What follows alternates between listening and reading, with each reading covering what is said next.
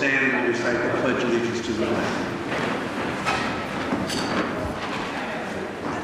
I pledge allegiance to the flag of the United States of America and to the republic for which it stands, one nation, under God, indivisible, with liberty and justice for all.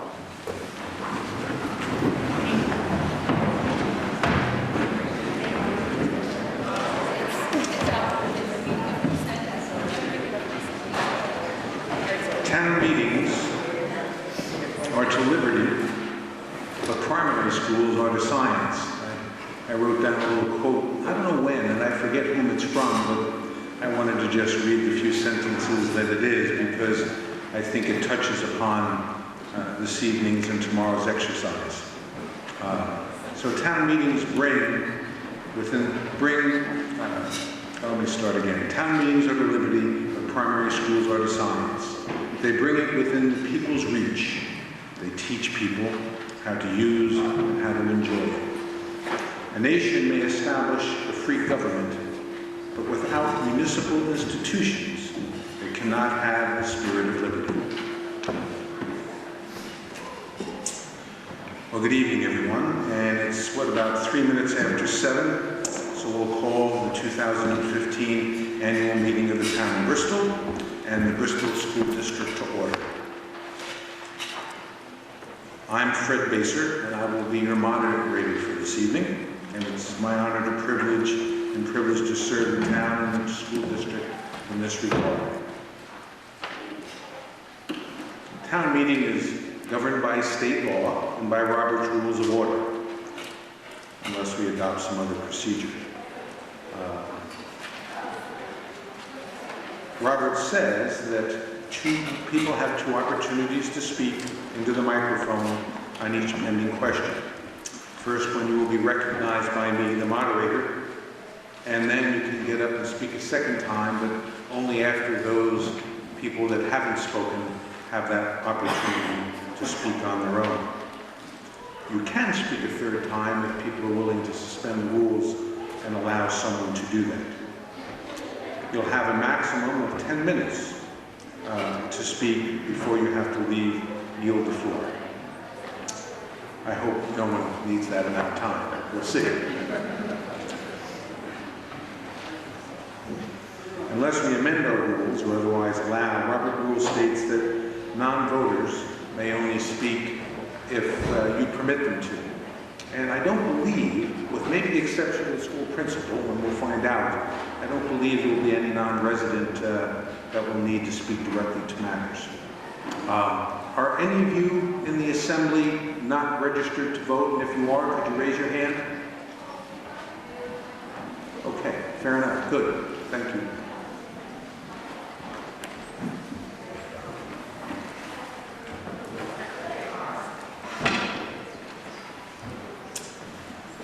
We certainly have rules of decorum here in the assembly. It's very important when you raise your hand, and this evening, since we don't have portable mics, I'm going to ask you to come to one of the 2 mics up here. Not to embarrass or put anyone on the spot, but often people's voices don't project. Even if you think you got a big mouth, please come to the speaker, to the mic, identify who you are, and address your questions to the moderator. It's important that things go through me. What it does is it keeps things objective. Where even if there's kind of a heated debate between folks, you give me the heat, don't give the other person that you might be in disagreement with the heat.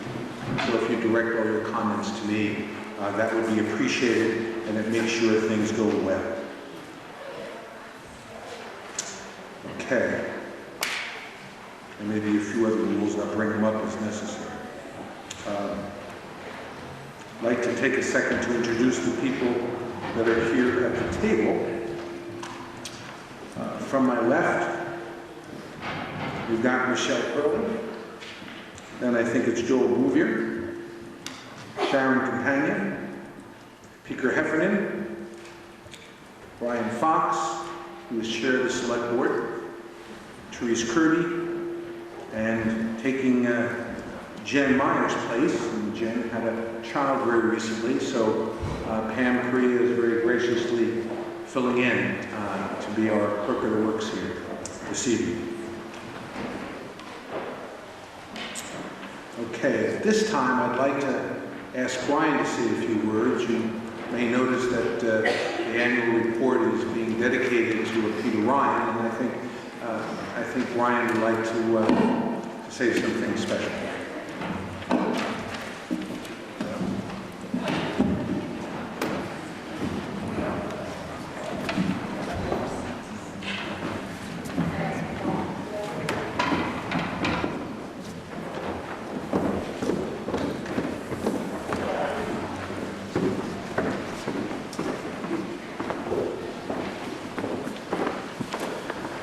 All right, at this time, Mr. Ryan, if you would please join us up here, and any of the Bristol Fire Department members, please come up and join us.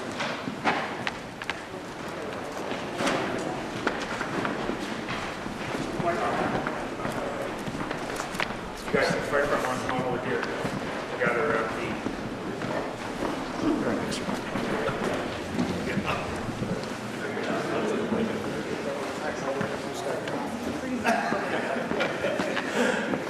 PJ, you don't even tower over him.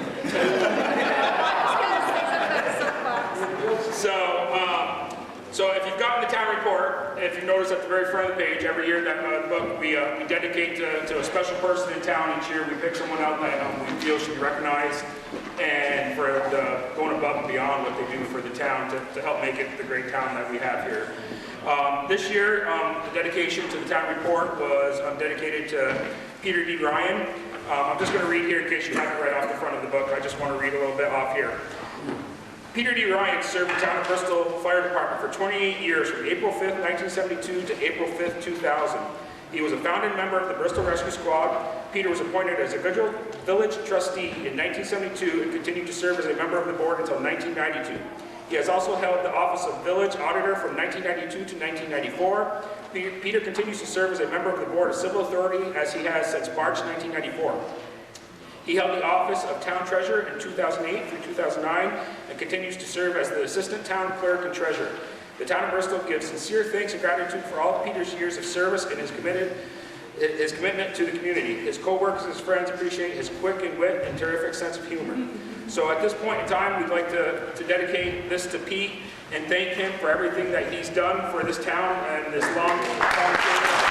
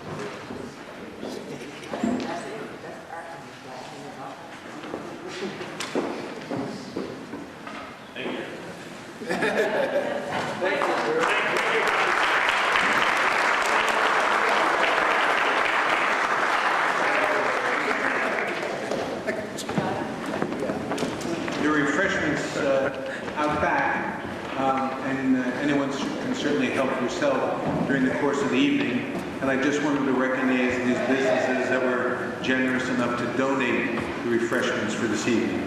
Snaps, the Bristol Bakery, Almost Home, Shaw's, Bristol Beverage, the Hub Teen Center, Addison Northeast Supervisory Union Food Service, and Vermont Coffee Company. Thank you to those folks.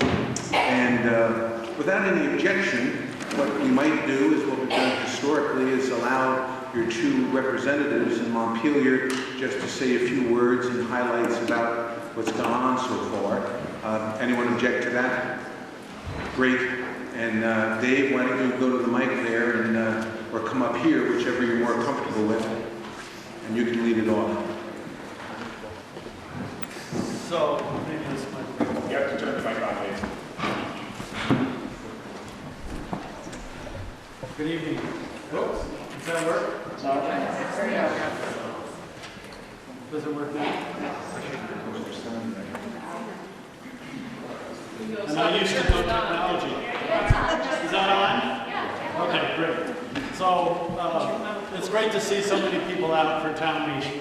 I think I've been coming to these about 30 years now, and it's great to be a member of Bristol, and I'm honored and humbled to represent this community along with Starksboro, Lincoln, and Moncton in the legislature. It's my 14th year there, and I'm the new chair of the Education Committee. We've been doing an awful lot of work focusing on doing a good job of education for our children at a cost that taxpayers can afford. It's a very difficult balance. Do I need to get closer to this? It's a very difficult balance. I feel like I'm a movie star or something. It's a very difficult balance to have between trying to do a good job in our schools, and I have a great deal of respect for the school boards in trying to do that and stay within a tax rate that taxpayers can afford. We have, as a part of Act 46, we commissioned a study of adequacy. Now, our Constitution requires that we're responsible for educating all the children in the state, not just the children from Bristol or Lincoln, but we're responsible for all the children in the state. And that's reflected in our tax policy that was created in 1997. And we've been constantly looking at it since then to try to do a better job. So our Constitution requires us to have an equitable education for all the students in the state. It can be lousy, but it has to be equitable. Of course, we believe we want excellent education for our students, and we do a pretty good job. Many other constitutions in the country require an adequate education for students in their states. So we commissioned a study of adequacy for the state of Vermont. Were we spending the right amount of money per pupil? And the Picus and Associates went through this study and came up with an answer that we spend $164 million too much on educating students in this state. 140 million of that is in special education, and 30 million is in administrative costs. So the other side of that coin is we spend about the right amount of money for regular education K through 12. We have a lot of work to do with special education. It has become apparent to us that the financing structure that we have for special education doesn't help educators do a very good job. Turns out to be expensive for taxpayers, and students aren't benefiting as much as they need to from our special education system. So we're looking at ways to do a better job for less money with special education. That's that, and tech education have been our focus so far this year, trying to enhance the work we do with tech education. We know that we're going to have a ton of plumbers and electricians and HVAC and heating people are going to age out, going to retire. And we don't have students in the pipeline to take those jobs coming forward. So we need to do a lot with technical education in the next several years. That will also keep young people in our state, which is another goal that we have, keeping our youth in the state. So I guess I'll stop there. I'm happy to answer questions if there are any. Your other representative is Fred Baser, so it's his turn.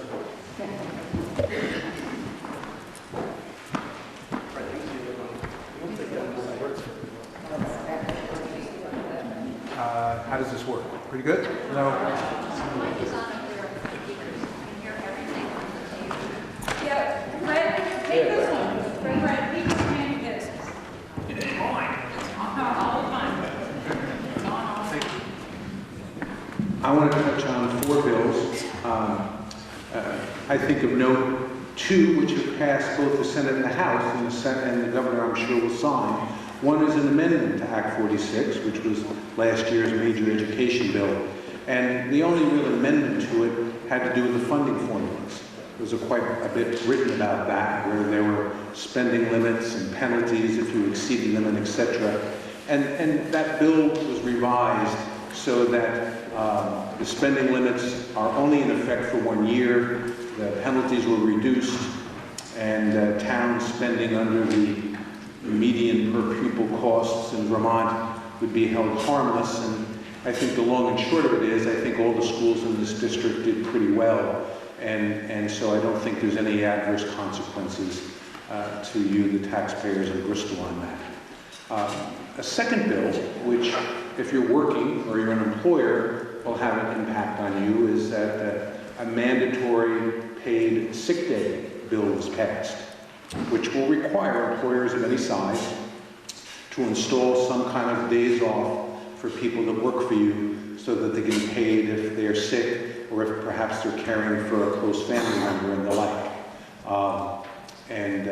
This was a bill that I would have liked to have seen amended to exempt very small businesses or maybe startup businesses, but that failed, didn't occur. And so it will be something that will be in effect for all of us. And in general, I think it's a good benefit for workers. The other two bills that I wanted to touch upon are from my committee, which is Commerce and Economic Development. One has to do with independent contractors, trying to fine-tune rules that exist today, which right now are very strict, as to someone being hired as an independent contractor. And many of you may be self-employed and kind of understand what I might mean, but right now the rules are such that it's often difficult for someone to get hired as an independent contractor for a job that may take a week. The Department of Labor is often interpreting things that they have to be an employee of the people that are hiring, even for a week's period of time. And so we want to make the rules clear so that people that want to be entrepreneurs and on their own and make sure they can take vacation when they want or go home when they want and the like are capable of doing that and making a living, yet at the same time that we don't have egregious violations of the rules so that people take advantage of the independent contractor rule like it's not supposed to. The other bill has to do is a bill that I put forward, which has to do with the development of workforce housing. There's not much housing construction going on in Vermont in general. There's certainly no going on for people of a middle income. People that are RNs, people that are plumbers, people that are graphic designers, people that are making median income in Vermont. Contractors can't build homes and make a living at that level. So I put together a bill that addresses three of the more serious problems: the cost of land, the permitting process, and an infrastructure build-out. By that I mean power, sewer, sidewalks, etc. The state is going to pay for the infrastructure. We're going to get a speed pass on the permitting. What's the third one? It's a test. The land costs, yes. We're going to require more high-density housing units within a small space to reduce the cost of the land relative to the total project. This bill has been well received.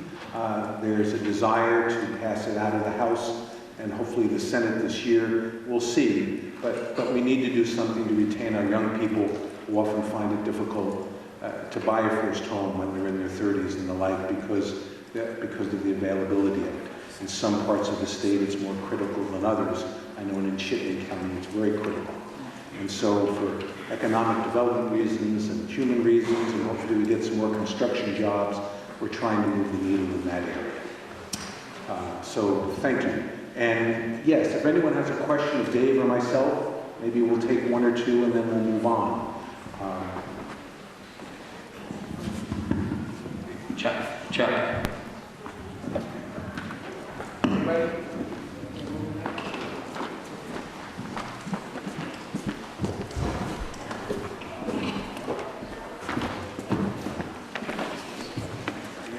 no hands raised,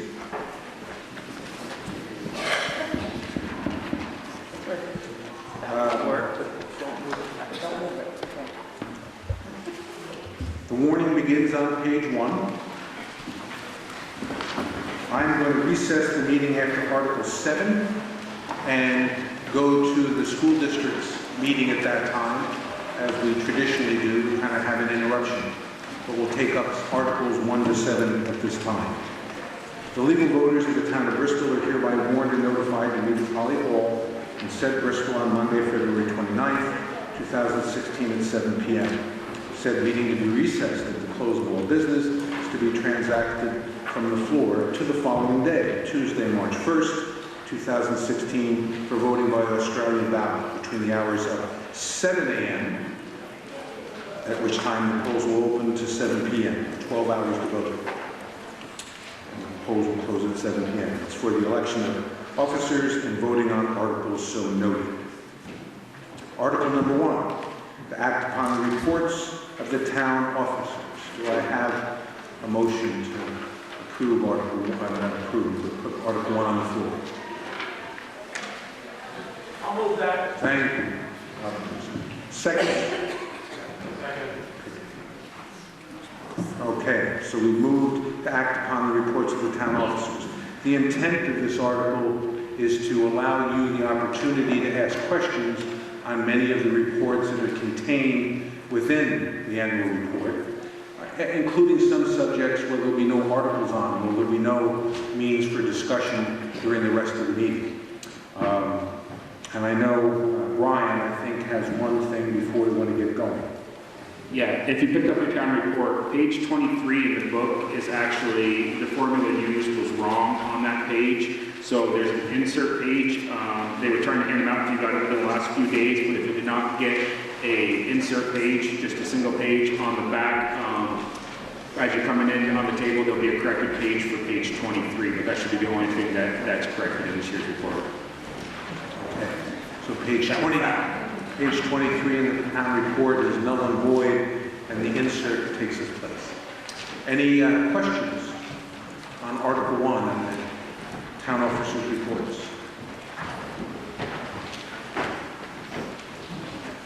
Seeing none, all in favor of Article 1 as read, please say aye. Aye. Opposed, nay. The ayes have it clearly. Article 2 is to elect town officers by Australian ballot, which will take place between the hours of 7 and 7 tomorrow. You don't need a motion to move that. Article 3, will the voters of the town of Bristol vote that all real property taxes payable in installments shall bear interest at a rate of 1% per month or fraction thereof for the first 3 months, and thereafter 1.5% per month or a fraction thereof from the due date of each installment, with the payment to town treasurer of the real property taxes for the town's fiscal year period of July 1st, 2016 through June 30th of 2017, being due in 2 equal installments, one on November 5th of this year and the second on April 5th of 2017. What's your pleasure on Article 3? So move. I'll second it. Put the Joel in there. Any discussion on Article 3? Ken, could you come up, please? Thank you. Please I'll make a motion to amend this article. It's Ken Weston, by the way. Okay. How would you I'll like make a to motion that the article read the same as we voted last year. And you'll find the wording for that on page 57, I think. 75. Do I have a second of that motion? A second? Ken, would you like to speak to why you're wanting to amend the article? Well, I guess I didn't realize. Can you let them know what the amendment is first? Right now, I'm just asking everybody to read it. So, 57, what page? You want me to read it? Somebody should. Sure. Go ahead. The amendment last year was to read as follows. The article was amended to say interest rates at 3/4% or a fraction thereof for the first 3 months and 1 1/4% per month of fraction thereof. Amendment passed by voice vote.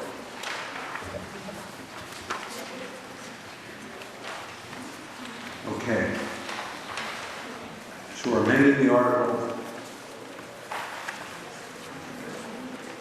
to have the interest rate at 3/4% or a fraction thereof for the first 3 months and 1 1/4% per month, a fraction thereof. Any discussion on the amendment? Ken? Do you have a... I got a question first. Ken, I think one of the problems was we weren't sure if this was a one-year amendment or whether you wanted this to be carried through, and that's why it went back to what it was. So if you wish this to go on, I think you ought to state that. I think my assumption was it was going to be carried from year to year, but I didn't realize there was a change until I read this year's report. So I think it's my opinion that it should carry on. If we vote this way, it should carry on from year to year until we make another change.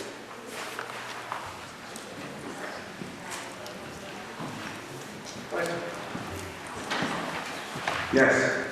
Please come up, Tom. Maybe if Ken could just explain the reasoning, I don't understand why the minor change there, or maybe y'all can explain why.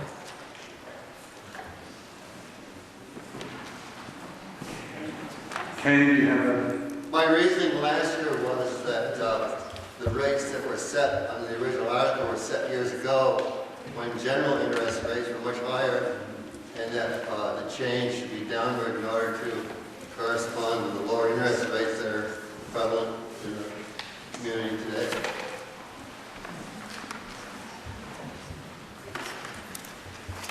Okay, any other questions, comments concerning this amendment? Yes. Do I say Please state your name. my name is Patty Heatherly. My question is, did it work last year to have the percentage rate be what it was for tardy taxes?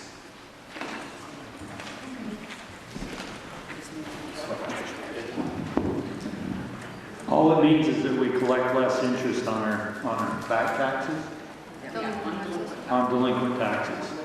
Did you have less delinquent taxes or anything, or?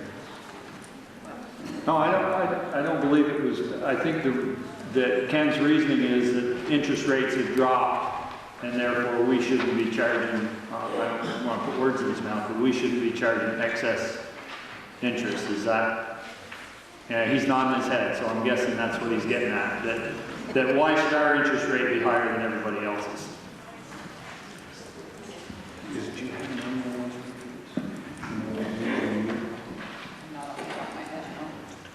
Okay. I believe the old one was 18.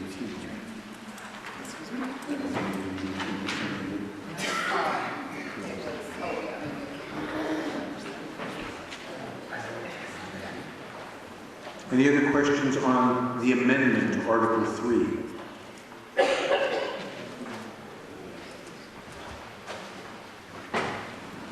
Please state your name.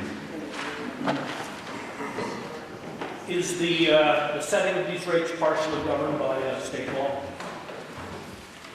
Question is, are the rates governed by state law, or can we make the rates what we will? Anyone know? You can make the rates what you will. The town administrator says that we have the authority to make the delinquent rates what we wish. Are you ready to vote on the amendment? Okay. Okay, yep. I guess my question is, when is the end date of this? I mean, like Article 4 to set the salaries, it's there every year. It may not get changed for 10, 12 years, but it's there every year. What is Ken didn't put an end date. Is it 5 Well, years, 10 years? he didn't amend the date, so we're doing it for one more year. Oh, okay. Someone asked him that question, and he said until it was changed. That's what I'm No, confused. that's not what he said. Is it? So, yes, Ken, please? No, that wasn't what I intended to say, I guess, because for years and years, we didn't make any changes, and we just carried it forward from year to year. So my assumption was that we made the change last year, and we would carry it forward until we make another change, but it didn't happen, so we're voting it again, or asking to vote it again. So does, But I would like to see it carried forward if we vote this way, so that we don't have to do this every year. So what you would like to see next year, instead of the numbers being the way they are now, if the amendment succeeds in passing, you'd like the offering that we vote on, which I think we do have to vote on it every year, I think that is law, that you'd like to see it at the new rates if the amendment is approved. I don't know that there's any reason why the select board can't offer that up. So I think we'll take it under advisement, Ken, that people will remember if the amendment succeeds to post those rates, and then people can take action next year as they see fit. I think that's the way we'll leave it. Any other questions on the amendment before I read the article as amended? Okay.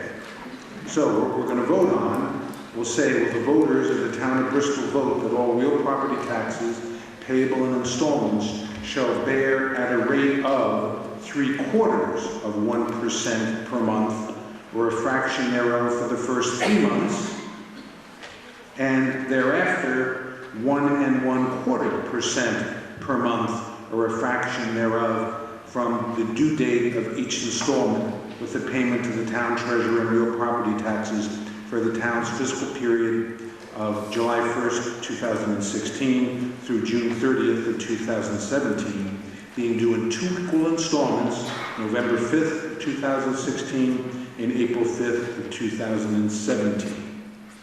All those in favor of the amendment, please say aye. Aye. Opposed, nay. Nay. Okay, the ayes have it. Now it's my responsibility to read the article as amended and approved, and we'll vote on it one last time.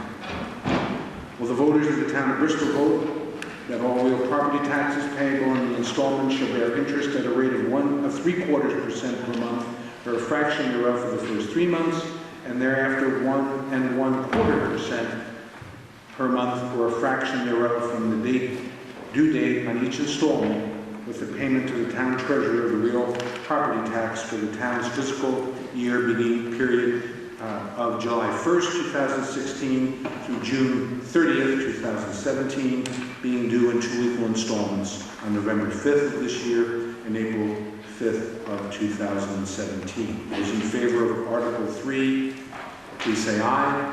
Aye. Those opposed, nay. The ayes have it. Article 4. Fred, Yes. do you guys make any other comments about taxes at this time?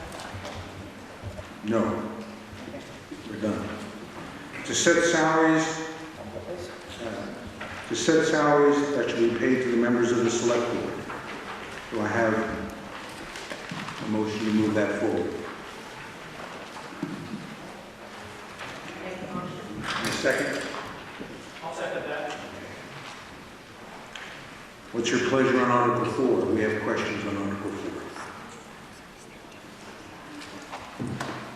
How much now? Well, you didn't grab it there. We get all $50 a meeting, and you know all the length of our meetings, so you do the math. And we get a stipend of $500 a year, and there is nothing for any of the committees or anything else that we set on outside of a regular select board meeting. So the answer is $15 per meeting and $500 per year. I hope they remain the same. Do I have a second? And a second. So Article 4 stipulates now that salaries shall remain the same to the select board for the ensuing year. Any discussion on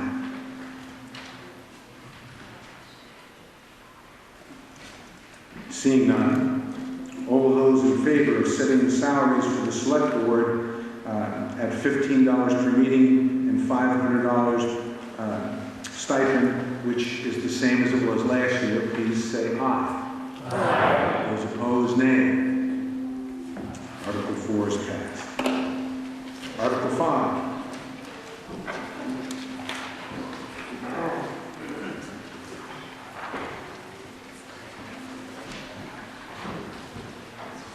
Article 5, will the voters adopt the proposed 2016-2017 fiscal year highway fund operating budget in the amount of $754,789, a portion thereof in the amount of $652,814 to be raised by taxes. The tax rate on the 2016 grant list of the town sufficient to raise said sum as taxes to be determined by the select board. What's your pleasure with Article 5? So moved. Second? Second. Discussion on the highway budget.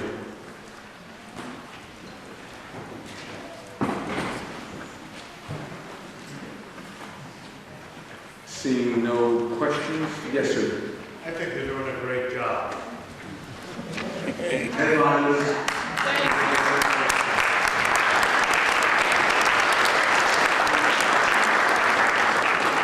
The road commissioner, I think, in the room, isn't he? Peter? No? Peter, you want to stand and wave at everyone? Hey, he's the man in charge. Any discussion on Article 5? Seeing none. Will the voters adopt the proposed 2016-2017 fiscal year highway fund operating budget in the amount of $754,789, a portion thereof in the amount of $652,814 to be raised by taxes? The tax rate on the 2016 grand list of the town sufficient to raise said sum as taxes to be determined by the select board. All those in favor of Article 5, please say aye. Aye. Those opposed, nay. The ayes have it. We've approved Article 5. Article 6.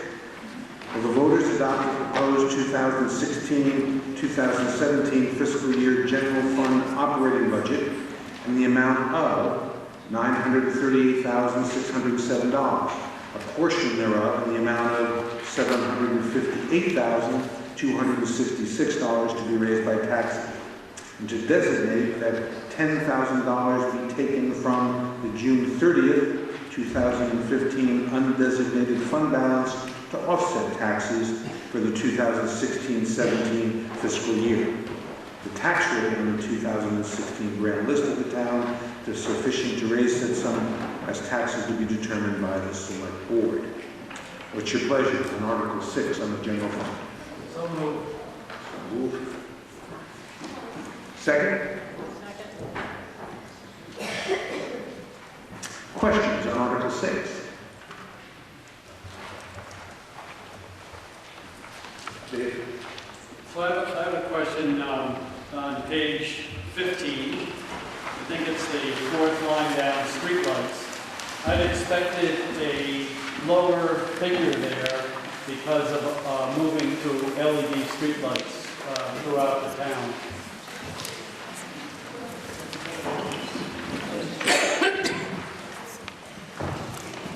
Sorry. Hi, please. Hi. Since we just had those lights turned over to us, and road foreman Peter Bouvier can attest, we've already had something broken that we've had to fix.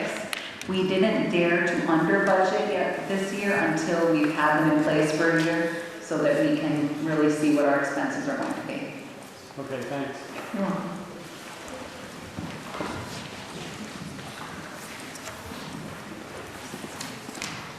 I understand our budget for the general fund has been skewed because of our nice new firehouse.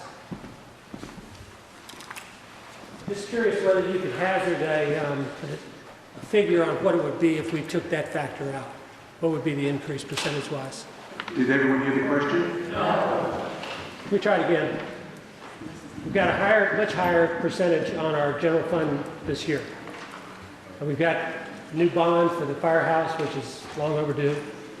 If we took that figure out, what percentage would the increase be? So the question is, if the higher firehouse budget, specifically the bond, were removed, how would that impact the general fund? It would have only been a 4.81% increase on the general fund. Versus what? The 36.92.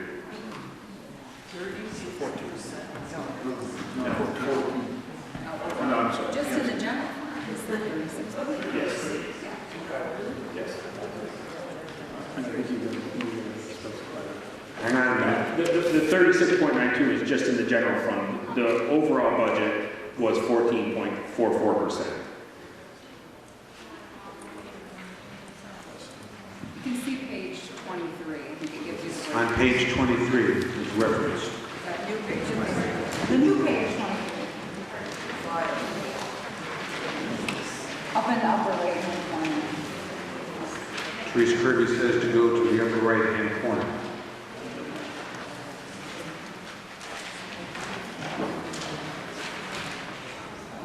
So I think, Therese, you're saying under 2015-16, which is the year that's ended, we're talking about 1,849,000 plus thousand. Well, he's looking just at the general fund alone, because you just voted highway, so you just want to look at just the top of it. Just the top general. one? Yeah, so it's there.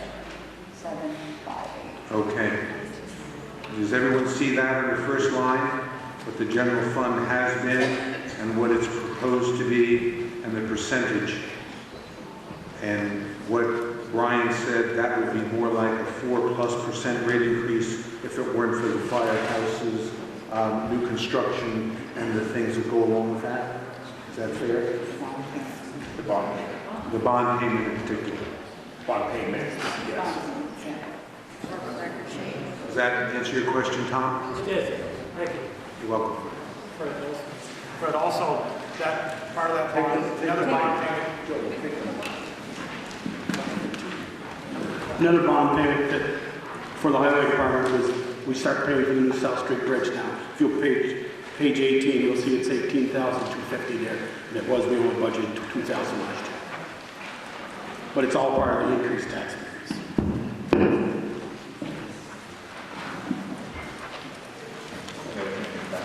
Any other questions on Article 6? All the way in the back. Going forward, will the operating budget be about the same as it is proposed in 26-17 because of paying off the bond? Is it kind of a status quo from 2016-17 onwards? So the question is, will the increase in this year's proposal set a new standard moving forward in terms of general fund costs? Did I say that close to right? Okay. You're right, Bill, the bond will continue. One of the changes that the fire chief, Brett LaRose, and I and the select board worked in is you'll see there's a large increase in the fire department budget. And that's because we were trying to estimate costs for electricity and propane for a building that isn't constructed yet. So you may see a little bit of change there once we have some actual numbers. Hopefully we'll be in the building for 5 or 6 months before we try this again next year. But yes, the bond payment will remain in there. But you may see some reduction in the rest of the budget.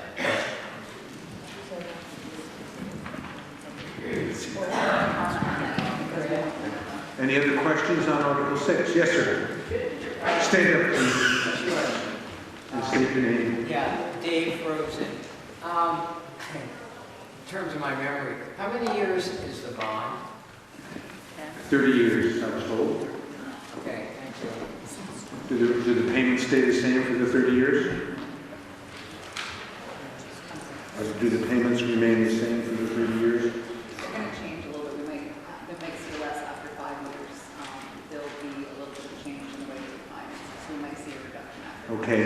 The town administrator said that at least for the first 5 years, the payments will be this way, but there may be an opportunity for them to go down after the 5th year. Yes. Feeling out here. How about the South Street Bridge? loan bond payments. The question was, does the South Street Bridge bond enter into what our discussion is here? How long is it? How long is it? It's a 10-year bond, and it's in the highway budget that we already passed. Separate question. Any other questions on Article 6? Yes. Eric Carter. Thank you. In reviewing some of the numbers from 15 to 16 here, I understand the impact of the bond votes, but I went through and looked at some of the, in my mind, just big double-digit increases, and maybe there's something that you guys are doing that, you know, that maybe we need to know about. The one that jumps out at me is for planning and zoning, the salary went from $13,000 a year to nearly $29,000 a year. It's a 120% increase. What page are you on, Eric? Page 13. As well as smattered throughout, your workers' compensation rates went through the roof, and I'm by no means advocating that anybody come across the street to see me, because I don't want to actually do business with the town of Bristol. But if I had businesses that were seeing 29% increases, and some of them are even larger, 59%, 23% increases in their workers' comp, and granted the dollar amounts don't seem overly large, but and I know my phone would be ringing, and I know that you do most of your stuff with the League of Cities and Town, but I guess the question I'm looking for primarily is, what's going on with planning and zoning? Because I haven't seen an increase in activity in planning and zoning, or at least historically. In the report, it says they only dealt with 95 issues, 95 applications this past year, and that's a little less than 2 per week. And I just don't know why that number made the change that it did. Maybe one of you could explain that. So your question surrounds the zoning and planning and the difference. Yeah, it's more than doubles. Okay. There was a salary adjustment in the zoning labor line. Okay. And it was a considerable salary adjustment because we placed more duties upon the zoning administrator and his assistant. Does that satisfy or answer your question? Well, just maybe an editorial comment. It just seems like in a year where we're swallowing all of this, that somebody would have thought there's some line items where maybe we could have put it off for a year to absorb some of this. Is the demand up in that department? I think what we're working on is our economic development to try to get our business part going and get everything in order, and we're hoping that that's going to move faster rather than not, and we need to be prepared. Any other questions on Article 6?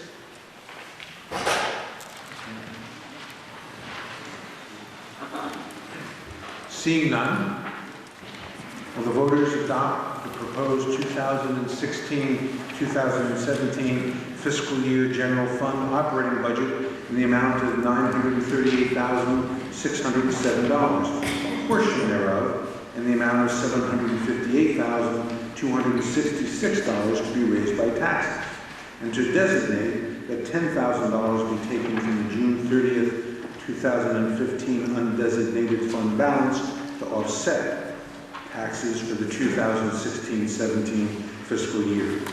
The tax rate on the 2016 grand list of the town is sufficient to raise said sum as taxes to be determined by the select board. Those in favor of Article 6, please say aye. Well, hold on. Yes? I'd like a paper ballot on this article. Okay, I have a request for a paper ballot, which is in order. I need 7 people to agree to vote by a paper ballot. Those in favor of doing a paper ballot, which means everyone will come up and check a box, yes or no, please stand. Those who would like to do that. 1, 2, 3, 4, 5. How many of you standing in the back are standing? No. I can't tell. 1, 2, 3, seven people standing. So we will move on.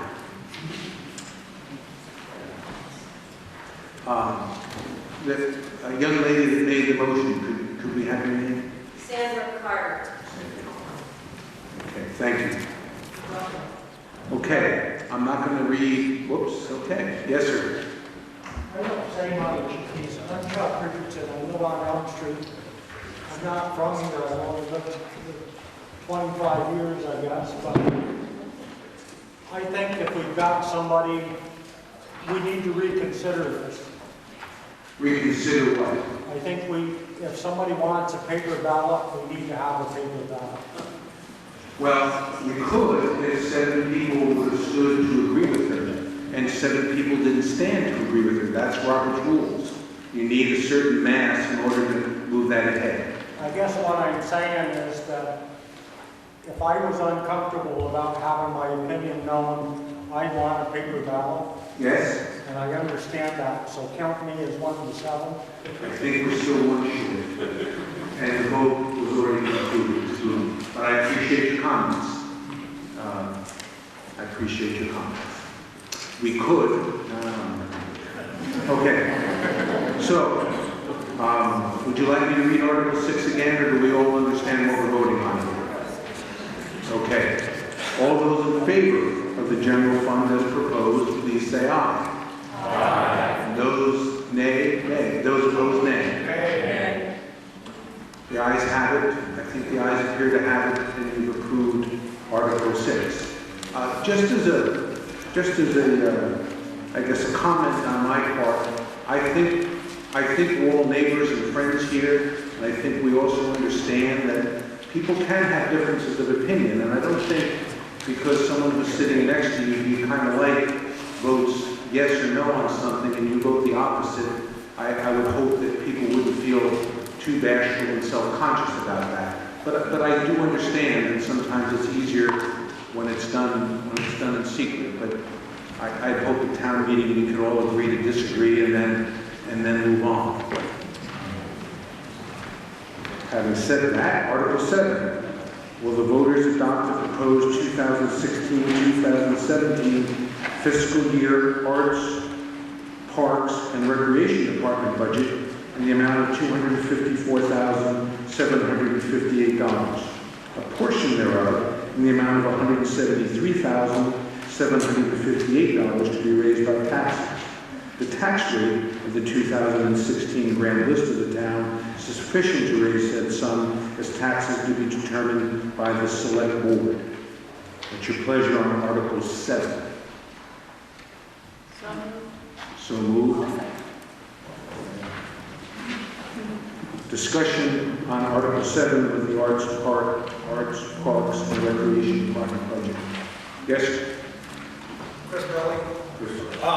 Over the years, I've been opposed to their budget for many times, for many reasons.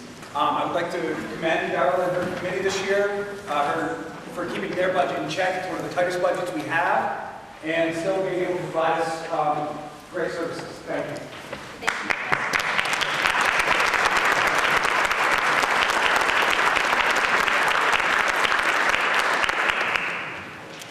Any other discussion on Article 7? Yes? Claire Wallace, I just want to speak for this motion, and I wish it had been around when we raised our daughters, but our 4 grandchildren partake in this amazing program. As a realtor locally, it's one of the selling points for this community to be able to broadcast what we have opportunities for the youth in this community, including the wonderful playground in the park, the programs that are more than I can even. I wish I had 5 bodies and I could do all of it, but I'm getting too old for that. But that being said, I hope we vote for it, and I support it, and I know the community gets an enrichment that is beyond words by having this program. Any other questions or comments on Article 7? Seeing none, will the voters adopt the proposed 2016-17 fiscal year Arts, Parks, and Recreation Department budget in the amount of $254,758, a portion thereof in the amount of $173,758 to be raised by taxes. The tax rate of the 2016 grand list of the town sufficient to raise said sum as taxes to be determined by the select board. All those in favor of Article 7 as read, please say aye. Aye. Opposed, nay. Article 7 has passed. We will now recess the meeting and give everyone a minute to get coffee, and if the school board directors can come up to the podium, that would be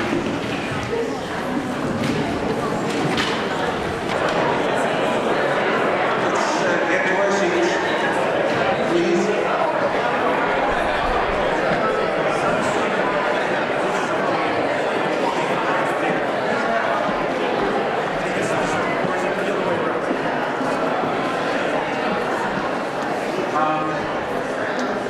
Prior to calling the school board meeting to order, I'm going to, with your permission, have Chris Gray, one of your senators, give a little legislative report. I invited Chris to be here around 8 because I thought that's when we were going to do this, only to find that Lincoln's town meeting was at a different time, et cetera, et cetera. So Dave and I kind of jumped the gun a little bit. And I'm hoping you might permit Chris a few minutes. Does anyone object before we get to the school meeting to hear from Chris for a minute or two or three?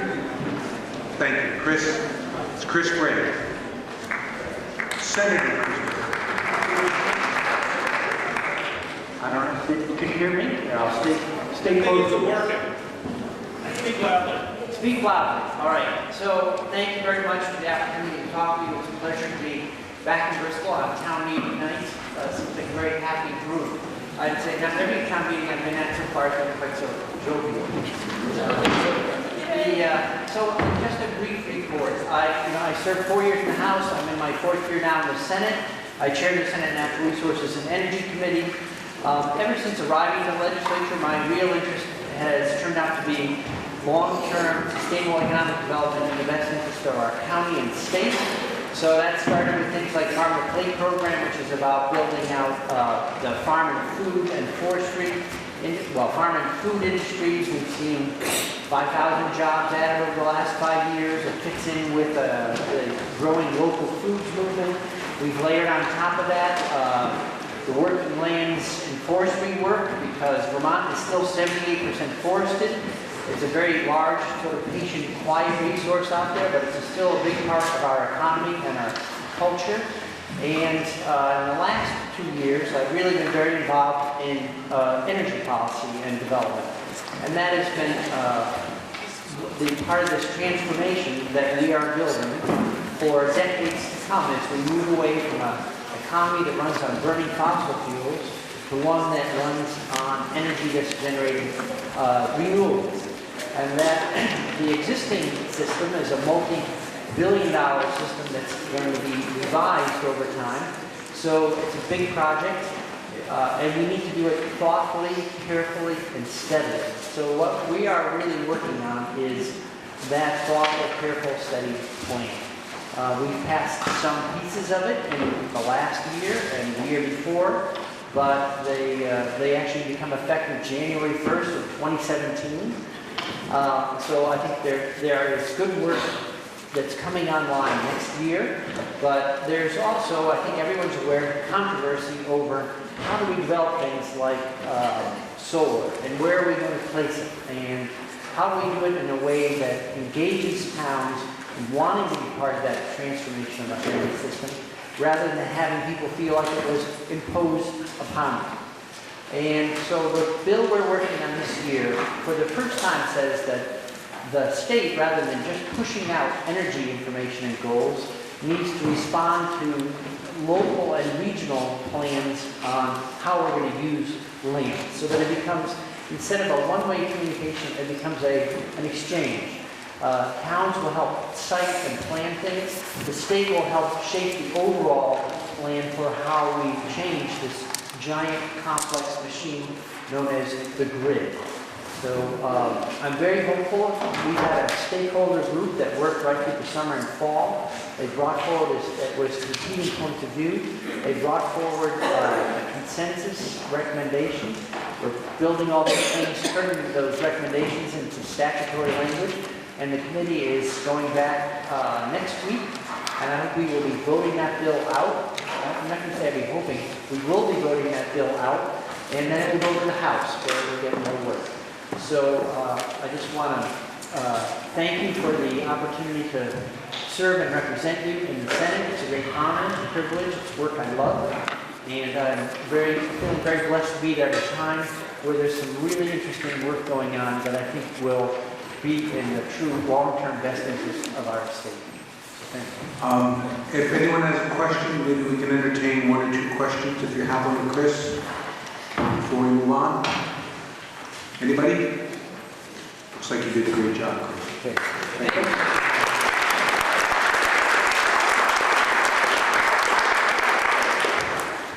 All right. The warning is on page 104 of your annual town report. If you make, we're gonna start there at the top in a minute. Prior to moving ahead, I want to introduce people here at the table. Far left is Chris Scruton. Then we have Colleen Wedge and Krista Siringo. Ellen Melchior, who's the vice chair. And then we have Sandy Jump, who is the Bristol Elementary principal. And then the chair of the board, Steve Barslow.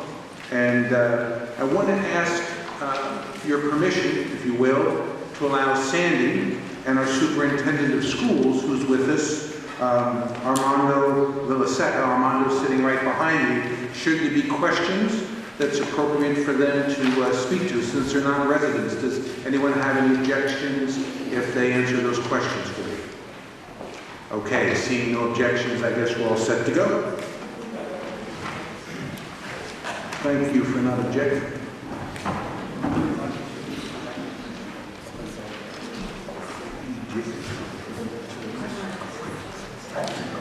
Yeah, that's the town. Okay. The voters of the town school district of Bristol, Vermont, are hereby warned and notified to meet at Holly Hall on Monday, February 29th, 2016 at 7 p.m. to discuss and transact the following business. Article 2 and 4 require a vote by Australian ballot to take place on Tuesday, March 1st, 2016 at Holly Hall between 7 a.m. and 7 p.m. Even though those will be taking action on those, Article 4, which is the budget, we will certainly allow questions and discussion on it, although no binding action can be taken on it. And I'm going to guess if you have questions, it may be surrounding that Article 4 when we get to it. So, Article 1 is to act upon the reports of the town school district officers. What's your pleasure on Article 1? Who said that? Okay, here. A second? Someone seconded. There you go. Okay. This is your opportunity to take the budget report, other things that have been reported by your school directors, and ask questions on them. And I believe we want to start out with Steve making a statement. Yeah?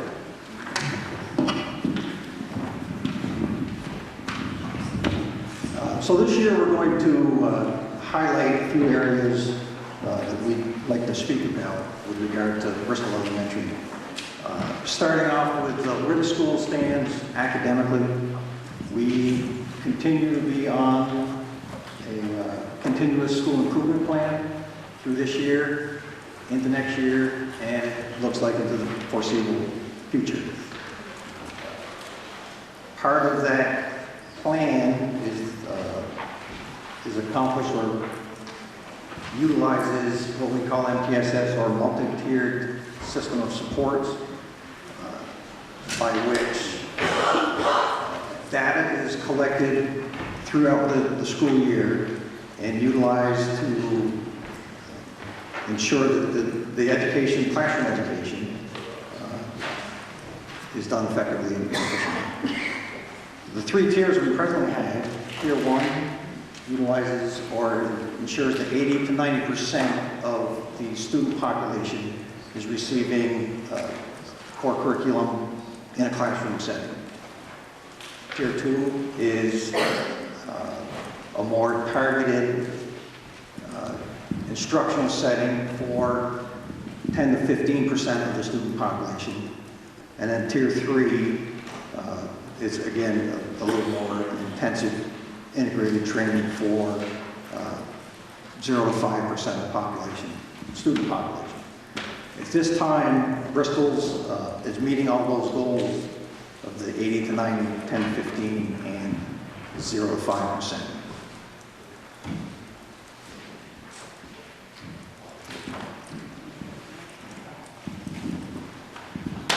So I have a couple things to say about the budget. You got some handouts. Allison Stodovan gave you something that you should have gotten in your mailbox, but we had some extras in case anybody didn't get them. I was going to say that there was a mistake when I gave them up. And then on page 85, there were some errors, and so Patty Heather Lee handed around the one without pictures, and that is showing the corrections. We really like the drop in 2 cents on the tax rate instead of the raise of 8%, which is in the corrections. They're also in that back table, and there's extra. Okay, so on the back table and right here too, we have some. And then I also wanted to speak to early education, which is something that has changed a lot. I wanted people to know that we had 44 students in FY16 taking part in early education.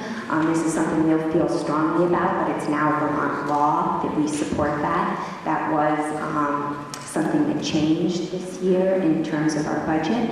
And so I just wanted to tell you how many people are using it and that it is something that is required by law now.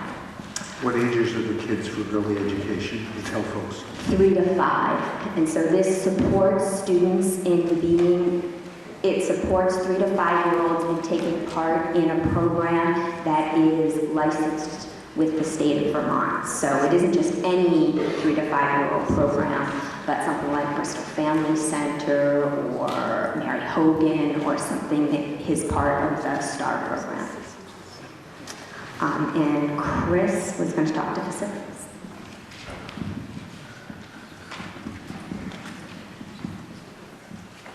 This is what happens when you miss a meeting and get elected to talk about facilities.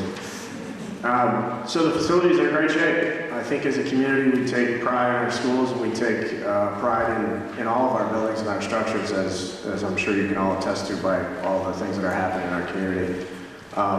And most importantly, Mr. Kimball and his crew, Mike and Betsy and Bronson and Phil, they all take pride in what they do and they maintain that building. So the roof doesn't leak, the parking lot is in great shape. So that's all I have to say.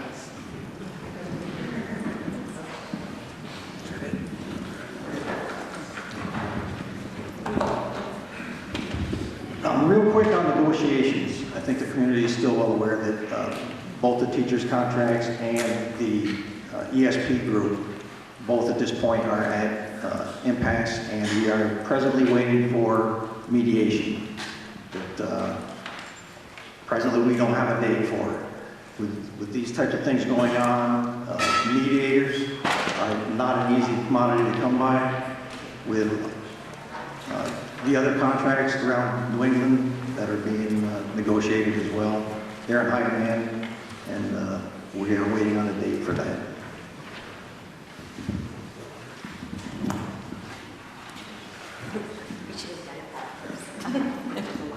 I'm going to give you an update on the superintendent screening process.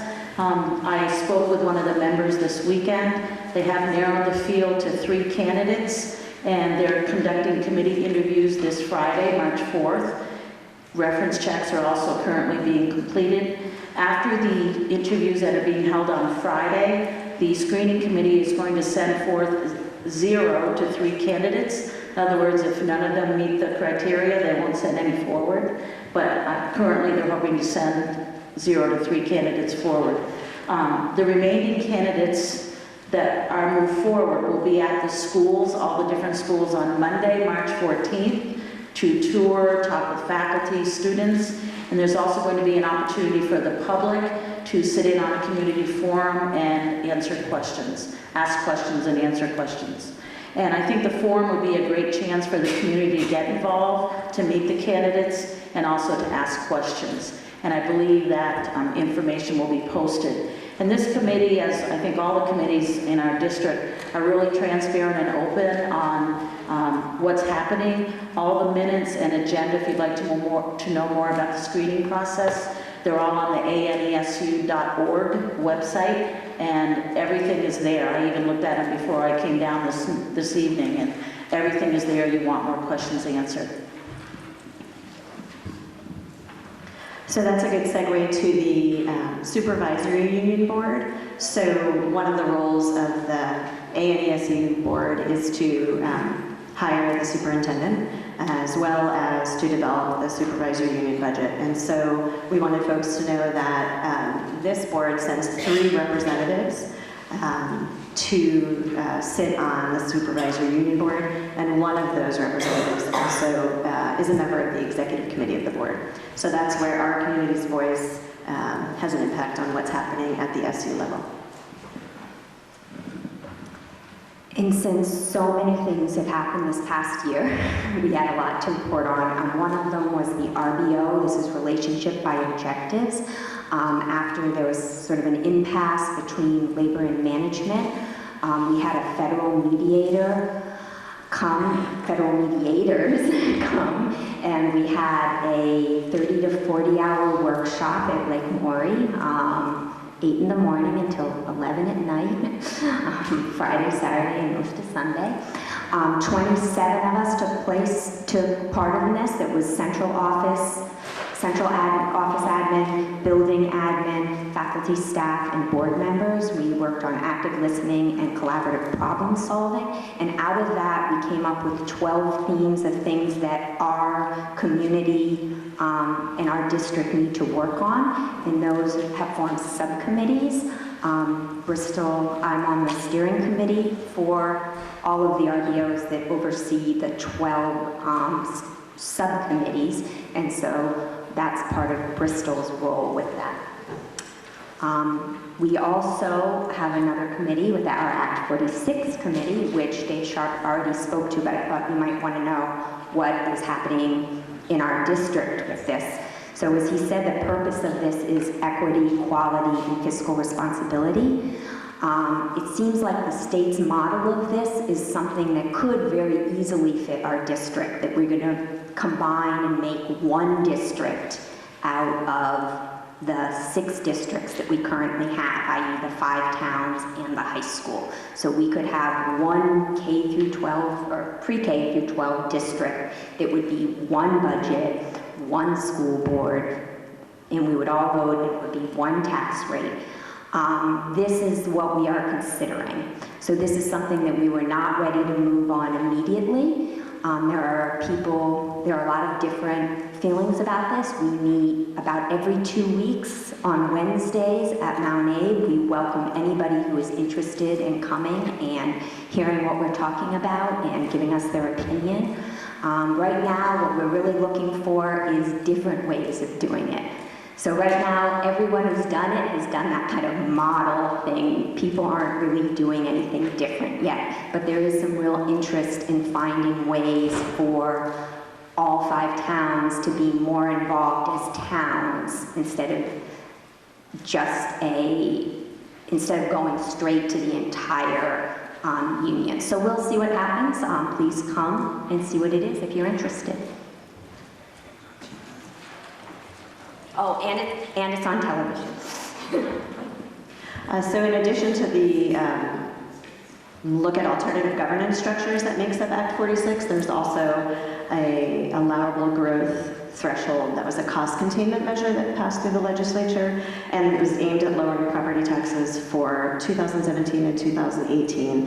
And that spending threshold had a significant impact on this year's budget cycle.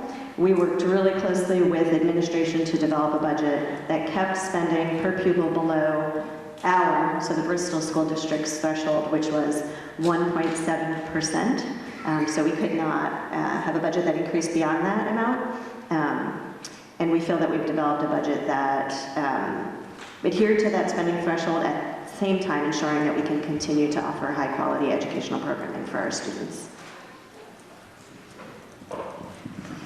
And then the last committee is the Policy and Governance Committee, which is relooking at how we can do what we need to do to make policy governance work and to better govern our schools.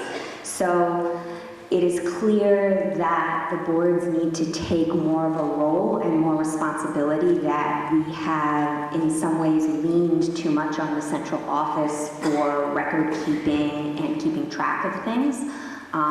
If any of you looked at the website that's on the bottom of these that we'll continue to share on Front Porch Forum, we're hoping to share some of what we're doing there as we move forward with that work. Okay, does anyone have any questions relative to the report of the town school district officers? Please stand and identify yourself. Come up here. Sure, that'd be great. My name is Patty Heatherly, and I have two questions. One is, when is that discussion of the superintendent? Is that on March 14th? March 14th. Oh, okay. In the evening. March and 14th. We'll get the place, will come up later, right? I think it'll be posted, but that's my Okay.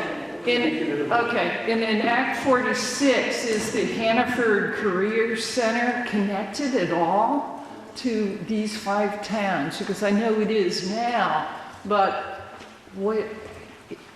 are we open to still being connected to the Career Center? Personally, I can't imagine how we would not be connected to the Career Center. I think it is a little bit of it's a regret for some of us that our neighbors jumped so fast onto the Act 46 that at this point, talking to them about some sort of larger way of working together isn't something that we're doing, because they're going straight through with a consolidating into one district. So Virgins is voting and Middlebury is voting. They're both voting tomorrow on that simple merger of their elementary schools and high school. So while we are not at this point talking to them, I'm assuming we are definitely, I can't imagine how we could possibly not work with them. I can answer that question. But the Hannaford Career Center is separate from the mergers. Yeah, the Career Center operates as its own independent school district, and students from the 3 high schools in Addison County, actually even some from down in Otter Valley, can elect to go there, and nothing with this consolidation or no consolidation will have an impact on that choice. But it impacts the budget. Come again? It impacts the budget. The number of kids that go or don't go does have an impact on the budget, and it does every year. Yeah. And how many hours do the students who go to preschool or whatever, early education, how many hours per day do those students go to school? Or I don't know if the law has changed. It's not a number of hours, it's an amount of money. So is it $3,000 now? It's $3,000. It's a we pay up to $3,000 towards a family's daycare expenses. That's for 10 hours a week. Oh, 10 hours a week. 10 hours a week. Okay, good. Questions? Yes, David? Not really a question, a couple of comments. One is, I just want to appreciate the work the school boards do. There's, at the state, we're responsible for the education of all the kids in the state, but each community has its own school board, and so there's this tension between our work and the legislature. legislature and the work of local school boards, and I just want to appreciate the work that this local school board does. The other comment I have is on page 86, lines 34 and 35. The words say anticipated income cap percentage, and there is no cap for income for those citizens that pay by income. Roughly 2/3 of Vermonters pay their education tax according to their income.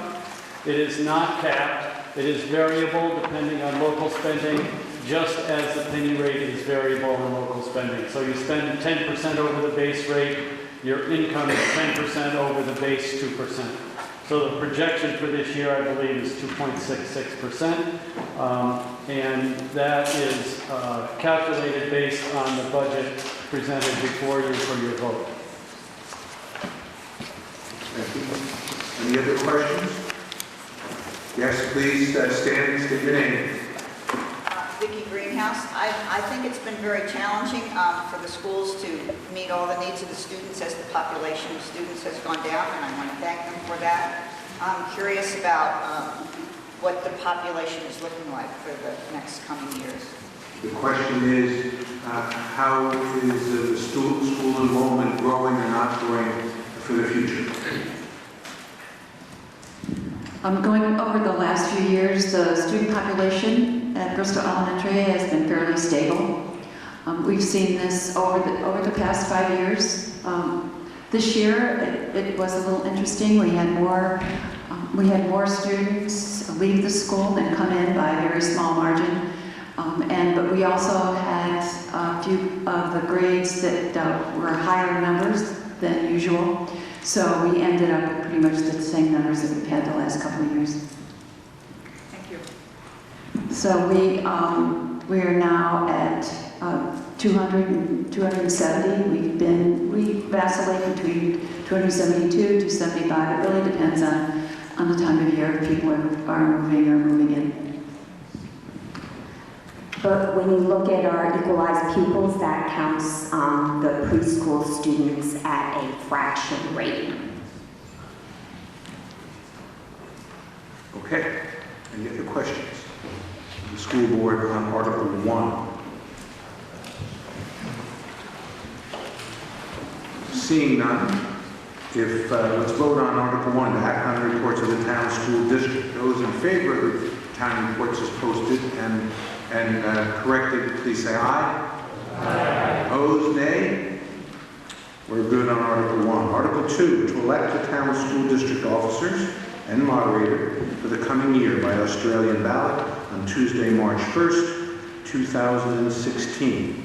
The polls will be open here at 7 a.m. and they'll stay open until 7 p.m. I encourage you all to come and vote.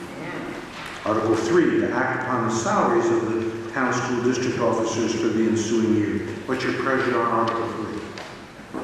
So Move. Second. Sharon. Okay, maybe I'll get the ball rolling. What are the salaries now for the town school district officers? $200 stipend and then $15 a meeting, and that does not count those extra subcommittee meetings. It does count the AASU supervisory union board meetings. Okay, what's your pleasure on Article 3? We need some numbers or something, if you want to pay. And would they remain the same? I hear a motion that the pay of the salaries of the town school district officers remain the same as they have been. Do I have a second? Second. Okay. Any discussion on that? Brad? Yes, sir. Speaker Efferman, I'd like to amend that to the same as the select board, $500 stipend and 15 a meeting. Okay, so we have an amendment to the amendment, which is permitted, to have the salary for the school directors be $15 a meeting, yeah? And $500 stipend for the year, is that the way it goes? That's correct. Okay, $15 a meeting, which is what they get now, but increase the stipend from 200 to 500 for your school board members. Any discussion? I'll second that. Thank you, thank you. Any discussion on what was just said? Yes, please let us know who you are. I just have a question. Who are you? Carol Wells. Thank you. How, your regular meetings, are they once a month or twice a month? Question is how often are the regular meetings? They are once a month. This year, we had 20 to 40 meetings. Some of us, the low number was 20 and the high was 40 with Krista doing all those ANSU meetings. So it's once a month, but it's not really. Any other questions? Yes? Thank you. Clarification, just for a couple of us. Are you being paid for your committee work as well, or just your regular board meetings? Regular board. Question was, are they getting paid for the committee meetings or just board meetings? And the answer was just board meetings, not committee meetings. Board meetings and special meetings. We had a lot of special meetings when the budget went down that were considered board meetings. Any other questions on the amendment to Article 3? Okay. Well, we'll vote on Article 3 as amended. And so the salaries of the town school district officers are proposed to be $15 per meeting with a $500 stipend. All those in favor, please say aye. Aye. Those opposed, nay. Okay, the ayes appear to have it. Since I have to go back to Article 3 originally, we're going to vote on the same thing again. That's Robert's rules. So we're going to act upon the salaries of the town school district officers, which will be $15 per meeting, $500 stipend for the year. Any discussion? Any further discussion? Those in favor, please say aye. Aye. Opposed, nay. The ayes have it. You've approved a new salary base for the school directors. I'm sure they're all happy with that. Okay, for discussion only, Article 4, we're going to have a vote taken by Australian ballot on Article 4 tomorrow, Tuesday the 1st, 2016, between 7 a.m. and 7 p.m. right here in Holly Hall. And the article reads, shall the voters of the Bristol Town School District approve the school board to expend $5,020,993, which is the amount the school board has determined to be necessary for the ensuing fiscal year. It is estimated that this proposed budget, if approved, will result in education spending of $14,739 per equalized student. This projected spending per equalized pupil is 1.6% higher than the spending for the current year. Do I have any questions or points of information concerning your Bristol Elementary School budget and the warning as warned? Yes. Ted Miles, I'm sure there's a very good explanation for this, but I'm curious, why does the textbook cost more than triple from fiscal year 16 to 17? What page do you want? 106, code number 5641. Subcode, yeah. Can you get that one? Okay. We have put into place a new math curriculum, and that was one of the requests from the school, was that we be able to support the $20,000 for the new math textbooks to support that curriculum. So that is a one-time expense. Okay. Other questions concerning the $5 million budget? Yes, sir. Ma'am, sorry. Wendy McCardle. I have a question about how the per equalized student rate compares in Bristol to the other towns in the five-county area. The question is how does $14,739 per equalized student pupil rate compare to New Haven, Lincoln, Starksboro, Moncton, or maybe even the state? Well, it's on the corrected sheet that went out, that's at the back and in here. Is there a specific question about it? No, I don't have that sheet. Oh, there should be more on the back table. Can you just give us a sense, Ellen? Can you read? So Bristol is 14,739. Lincoln is 15,217. Moncton is 15,137. New Haven is 14,201. Starksboro is 14,391.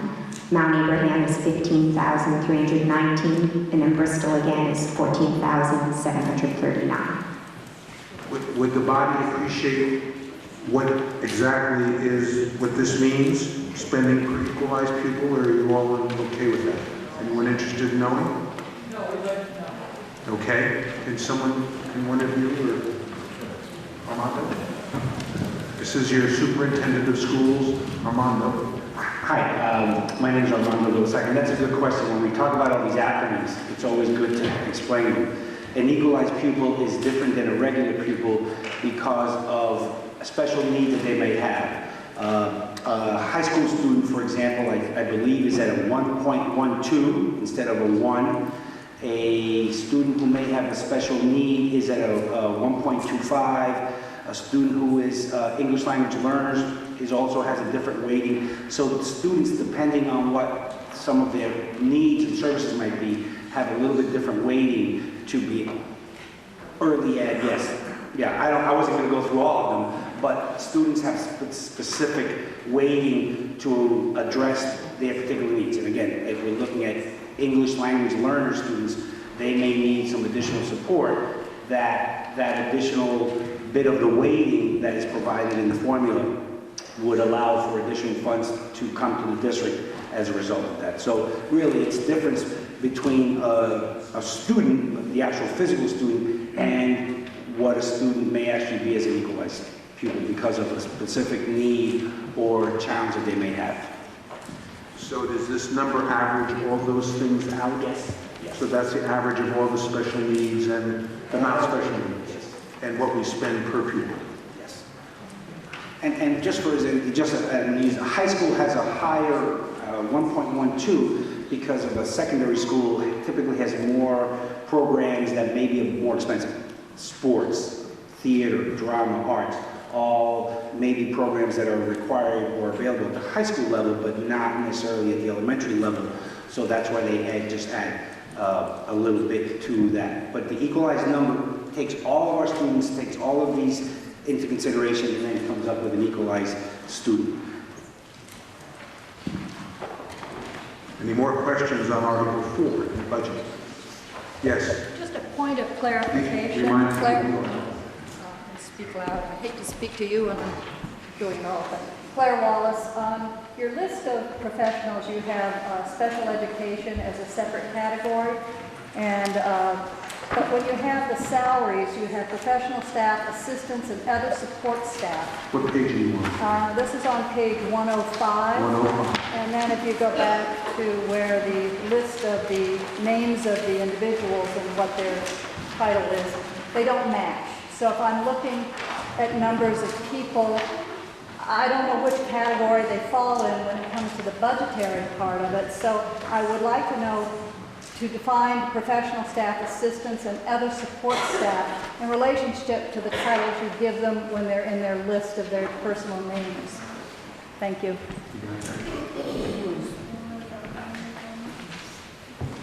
Well, part of the special ed are now in the supervisory union budget, so some of them aren't in the Bristol budget, but as far as titles When you're looking at professional staff, that would be teachers, classroom teachers, art, music, unified arts, and when the next for salaries for assistants, that would be what we have educational assistants that are working within the general ed capacity, so that could be an educational assistant in kindergarten. It could be an EA who's working in supplemental math.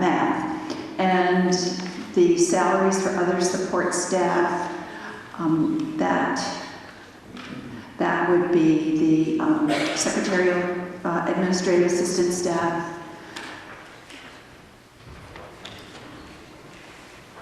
And then we have custodian, you can see that, let's see what else. So I think that pretty much covers it. Did that answer your question okay, Claire? Yes, so there's still a lot of assistance left even when the special education was. Absolutely. So they have other responsibilities in the building. They're supporting students, but they're working with our students that are in general education. And that they support every student in the school, general ed, as well as students with special ed. So they're supporting every student in the school. Thank you. Any other questions concerning Article 4 in the budget?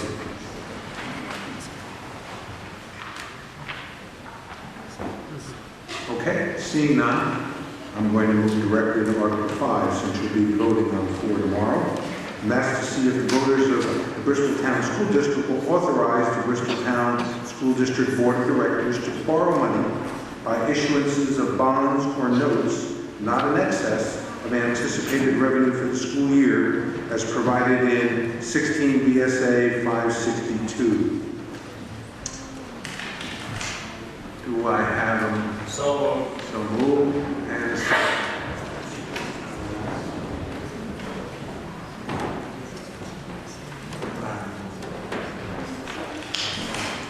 Any questions about the borrowing power of the board in this article?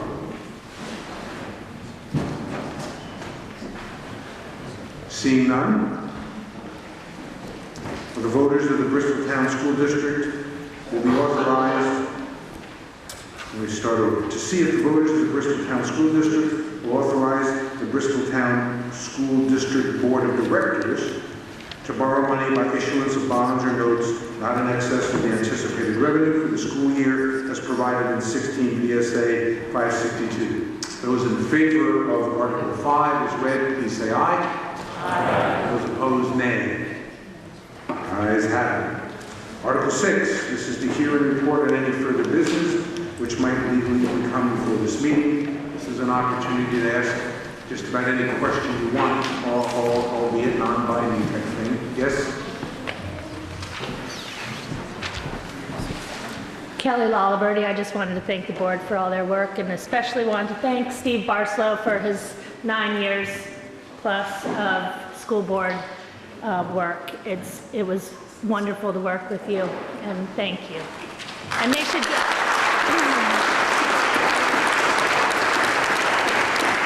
and more board members should be thanked when they are leaving the board after many years of service. It's just a nice gesture because it's not easy work. We would also like to thank, Well, to that point, we wanted to thank Cheryl Thurber, who served on the board for 4 years, so we do appreciate her service as well.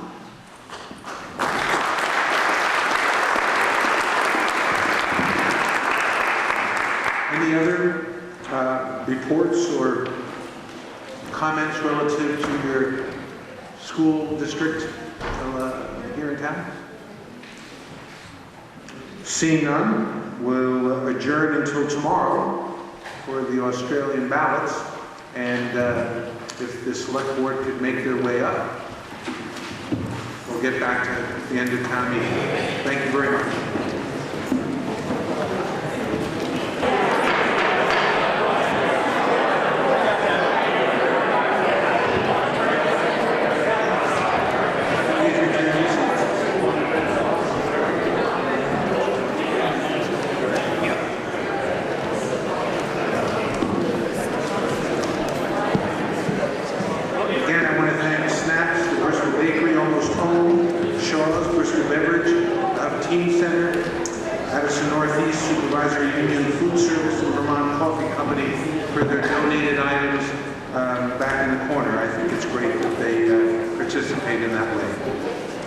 So, we will bring town meeting back into order, and we're going to start with Article 8. Will the voters appropriate the following sums to be placed in various town reserve fund accounts as noted? Capital Fire Equipment Reserve, $25,000. Capital Highway Equipment Reserve, $90,000. Capital Building Reserve, $25,000. The Capital Road Fund - Construction, $35,000. The Capital Road Fund Paving, $100,000. The Conservation Reserve Fund, $10,000. Reappraisal Reserve, $5,000. And that's it. What's your pleasure on Article 8? Move. Do I have a second? Second. Discussion on Article 8 and monies to be placed in the capital funds, the town reserve funds. Okay. Go ahead. Carol Wells. I have a question about Article 9 that may inform decision on... Article 9. Right, that may inform the decision for Article 8. Can I ask a question about Article 9? No, you can't ask a question about Article 9.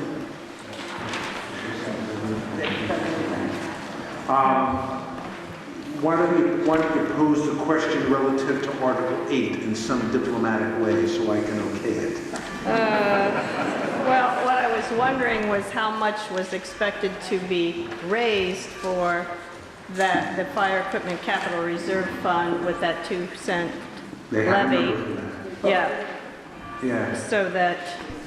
Would you like some clarification on the fire department's capital reserve funds? And maybe you can get an explanation? That could help. Okay. Thank you. I'm just trying to... Yes. Carol, is your question in regards to the two different fire department capital funds? Is that what you're... Right, that has something to do with it. Okay, I'd so like the to one, see... the capital, the one in Article 8 is for equipment, and Article 9 is for vehicles. Is that then a new reserve fund?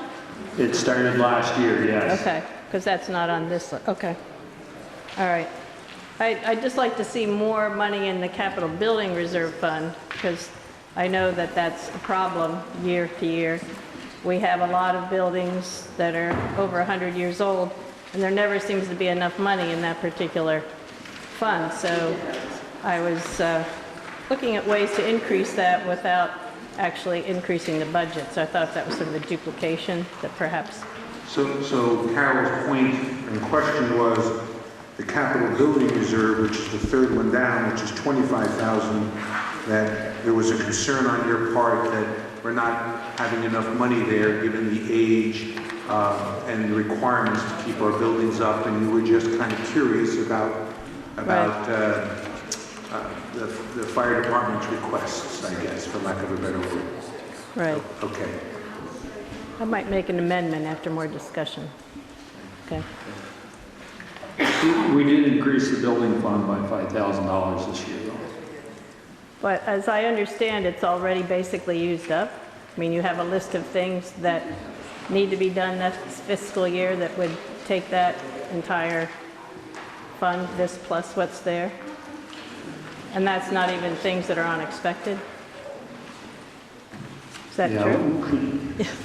I don't want to try to budget for unexpected stuff. It's hard enough to budget for what we know. Okay.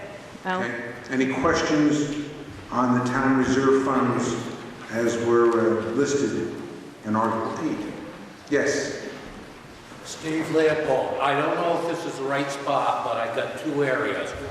One, where does sidewalk construction or re-cementing of sidewalk come in? And where does replanting of trees between the sidewalk and the roadway come in? Is that to be addressed in this area? So the question is sidewalks and trees, are Yes. they within these capital funds or otherwise?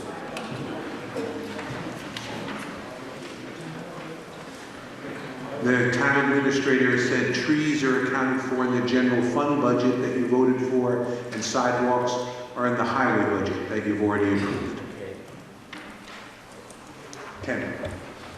Since you opened the door to discussion how Article 9 is tied to Article 8, I'm just wondering why you're treating the Fire Vehicle Capital Reserve Fund in a different way than you're treating all the other funds. What's the difference in why you're treating that as a separate item? Can we wait for Article 9 to answer that specific question? Because there's a question on Article 9. It's not a question about Article 8. Well, You're asking why are they doing a 9? In a sense, it ties in Article 8. Maybe we should have put it because once first. in Article 8, all those funds be treated the same way. So that we vote. You're not alone in that belief. I think that if you spoke with Peter Ryan, we spoke with him on a couple of occasions. One of the reasons we did this was so that every year you knew, the thinking behind it was that on Article 9, that every year you knew that your apparatus or your vehicle fund was 2 cents on your taxes, and when the grand list goes up, the amount goes up. So we're not trying to adjust that number every year to raise more money. And I know it was just a way to try to do it without having to ask to increase that number every year, where you know that you're paying 2 cents on your taxes for that particular item, and it's not going to change. Does anyone here object to us intermingling this 9 article with Article 8 for clarity purposes? Does anyone object to that? Okay. Other questions on Article 8? Can I also assume that the fact that you're asking for pennies to be added on the tax rate, which is different than adding a lump sum, is why you did it this way? Why is that article? Yeah. Yes, it has to be voted on every year. Which, So, because they're different, it's not separate. okay. Article 9, because they're asking for pennies on the tax rate, always has to be an article and done in this fashion, like I was told. It's one of the reasons.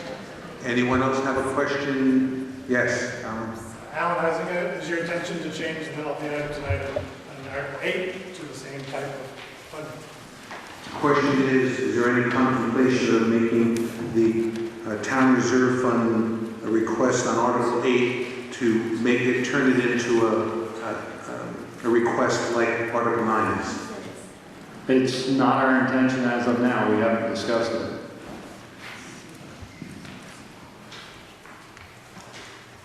Yeah, Bob? I'd like to say that I'm in favor of voting capital reserve fund with the exact amount each year. I think they should all be together. I don't think we should have a separate article. That's just for your future thought.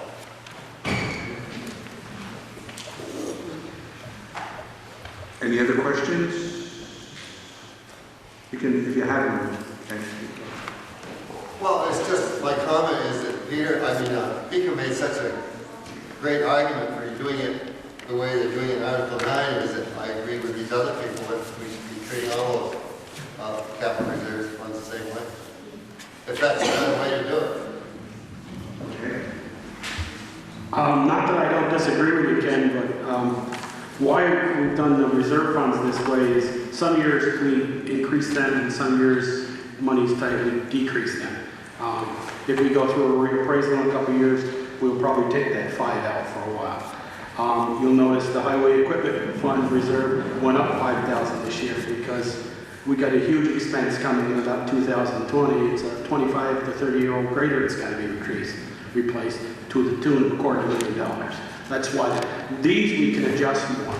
Article 9 was something I've been wanting on board since I got on and convinced the rest of them last year. I know exactly what I gave to that fire truck fund. I call it the fire truck fund. If you got a $200,000 home, you're paying $40 for that. Tell me what for that $290, how much I'm paying in my taxes? I don't know unless I figure it on a calculator. The Article 9, I know exactly. If you got a $150,000 home, it's $30 you paid for that. To me, the 2 cents tells me exactly how much I gave for that truck fund. Any other questions on Article 8?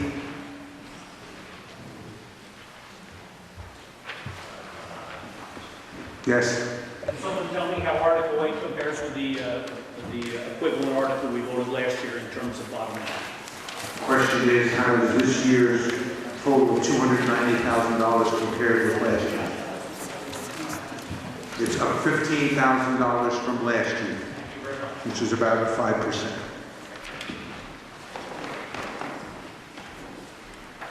Any other questions on Article 8? Seeing none, will the voters appropriate the following sums to be placed in various town reserve fund account as noted? $25,000 in the fire equipment reserve, $90,000 in the highway equipment, $25,000 in the building reserve, $35,000 in the capital road construction fund, $100,000 for paving, $10,000 for our conservation reserve fund, and $5,000 for the reappraisal reserve. Those in favor of Article 8, please say aye. Aye. Those opposed, nay. The ayes have it. Article 9. Will the voters appropriate thereto the sum of a 2-cent levy on the tax rate fiscal year commencing July 1st, 2016 to fund the fire vehicle capital reserve fund? What's your pleasure on Article 9? So moved. By the second? Second. Okay. I think someone's going to ask, what does 2 cents mean, dollar-wise? Could someone tell us? 2 cents is roughly $57,000. So that's roughly the amount that will be added to the budget. Any questions on Article 9?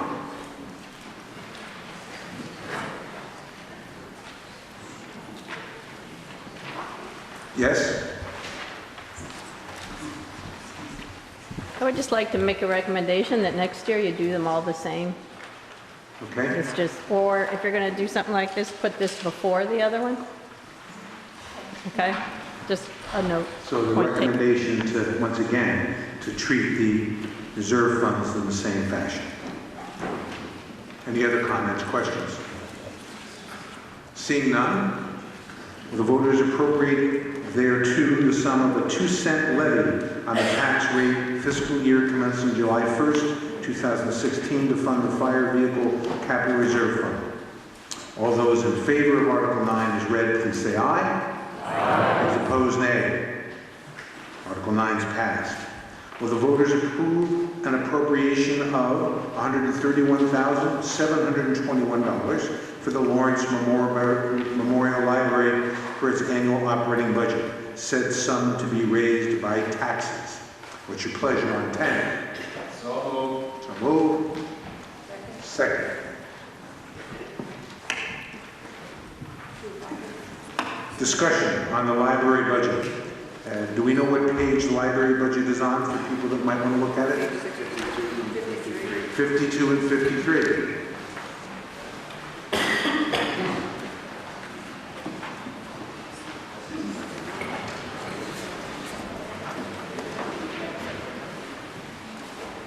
All right. Any questions on the library budget?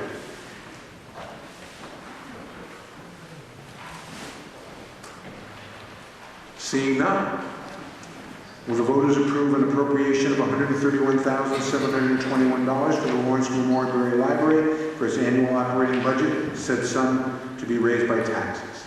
Those in favor of Article 10, please say aye. Aye. Those opposed, nay.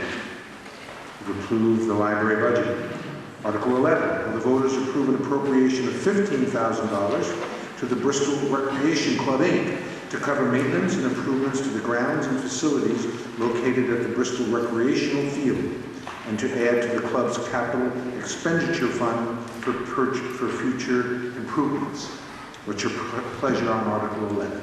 So moved. Move. Second. Who was that second? There you go.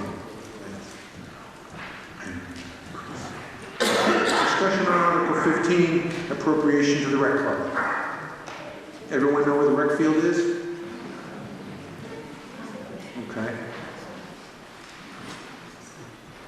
questions? Seeing none, will the voters approve an appropriation of $15,000 to the Bristol Recreation Club, Inc. to cover the maintenance and improvements to the grounds and facilities located at the Bristol Recreational Field, and to add to the club's capital expenditure fund for future improvements? All those in favor of Article 11, please say aye. Aye. Those opposed, nay. Article 11 has been approved. Will the voters appropriate the sum of $10,706.25 to the Addison County Transit Resources? I have a motion on Article 12. So moved. So moved. Who moved it? Okay. Discussion concerning the Addison County Transit's request. Yes. Want to come up to the mic and let people know who you are? This one? Hi, I'm Naomi Drummond. I'm the Bristol representative to the ACTA Board, Addison County Transit Resources. And the big deal is that last year we gave our 2 millionth ride. 2 millionth ride. It's fabulous. Annual report. And just for fun, well, not just for fun, but you should know that the main routes, the Tri-Town Shuttle, Bristol, Virgins, Middlebury, last year 34,243 rides. And the 116 commuter, 7,572 rides for a grand total of 34,343 rides. And this year, through January, was 19,278 rides. So I'd say that ACTA is doing a pretty great job. And for $1, it's yours. Thank you. Any other questions for Addison County Transit Resources request? Seeing none, will the voters appropriate the sum of $10,706.25 to the Addison County Transit Resources? All in favor, please say aye. Aye. Opposed, nay. You've approved Article 12. Article 13.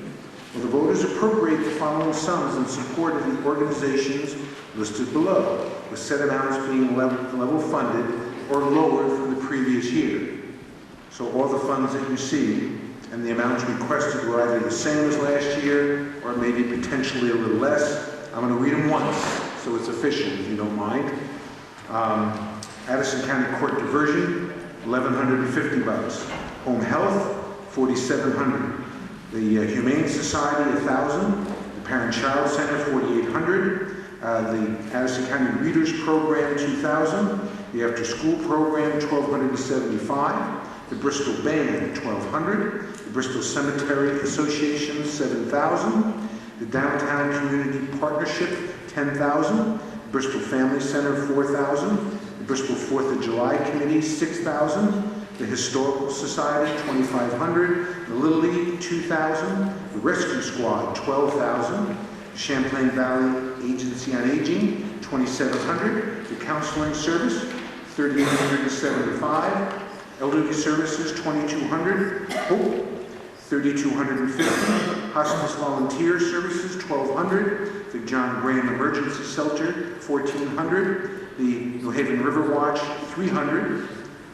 Northeast Addison Television, Neat TV, who's been filming this, is $3,500. Open Door Clinic, $1,000. Retired and Senior Volunteer Program, $750. Vermont Adult Learning, $1,650. And Women's Save, $3,500, for a total of $84,950. What's your pleasure on Article 13? So moved. Second?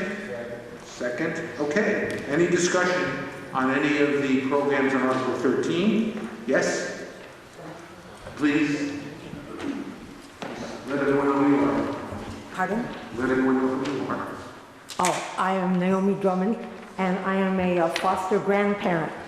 And that's the foster grandparent program, which is part of RSVP. That's why I'm speaking to this. RSVP, as you know, does lots and lots of other things, free tax preparation, all kinds of other things assisted. In fact, there's over $2 million worth of donated labor through RSVP generally. And I am speaking as a foster grandparent in the program. I'm at the elementary school and a lot of hours there. But what I propose is an increase of $100 over the $750, which is, that's the level of fund that's been $750 for 8 years. So I'd like to raise that another 100 to 850. So Naomi, you're proposing an amendment to this article? Right. And is it on the retired senior volunteer program? Yes. You want it to go from $750 to what? $850. To $850. $100 Do I have a second to that amendment? Second. We have a second. Any discussion on the amendment of Article 13, which gives RSVP, the Retired Senior Volunteer Program, a $100 increase? Any questions? Seeing none,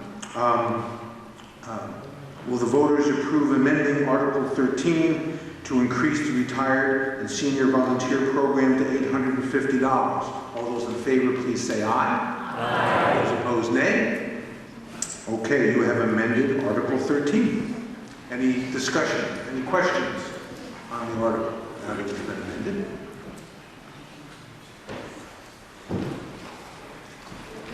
Okay. Oops, in the back.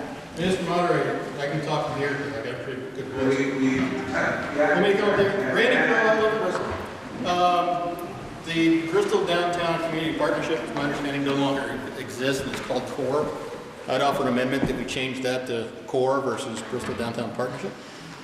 Alrighty, so we have an amendment to change, it's about a third of the way down, Bristol Downtown Community Partnership, to change the name to CORE, C-O-R-E.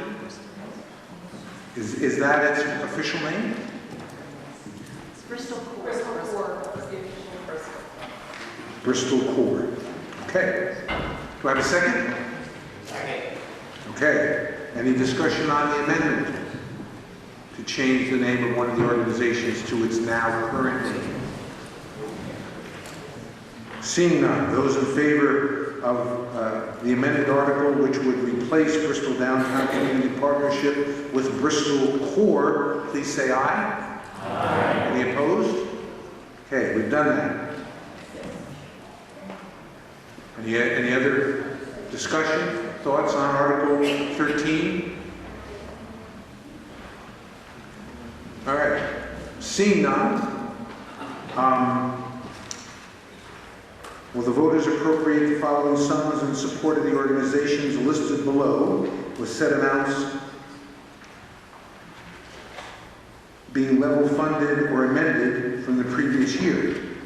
And with your permission, I won't read them again, but we will just note that Bristol Downtown Community Partnership is now Bristol Core, and the Retired Senior Volunteer Program is now $850, and that's what you're voting on. This article is amended. All those in favor, please say aye. Aye. Those opposed, nay. Okay, let's move on. We've got 13 done.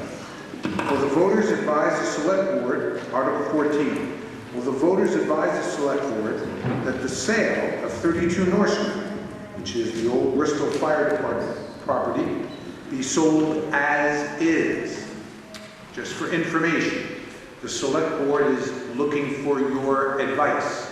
This is not binding. You can't tell them you got to do this or you got to do that, but they want to know from the community whether they should sell the property as is or not.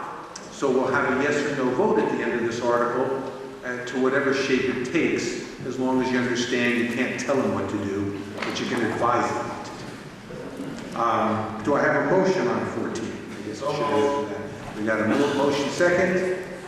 There we go.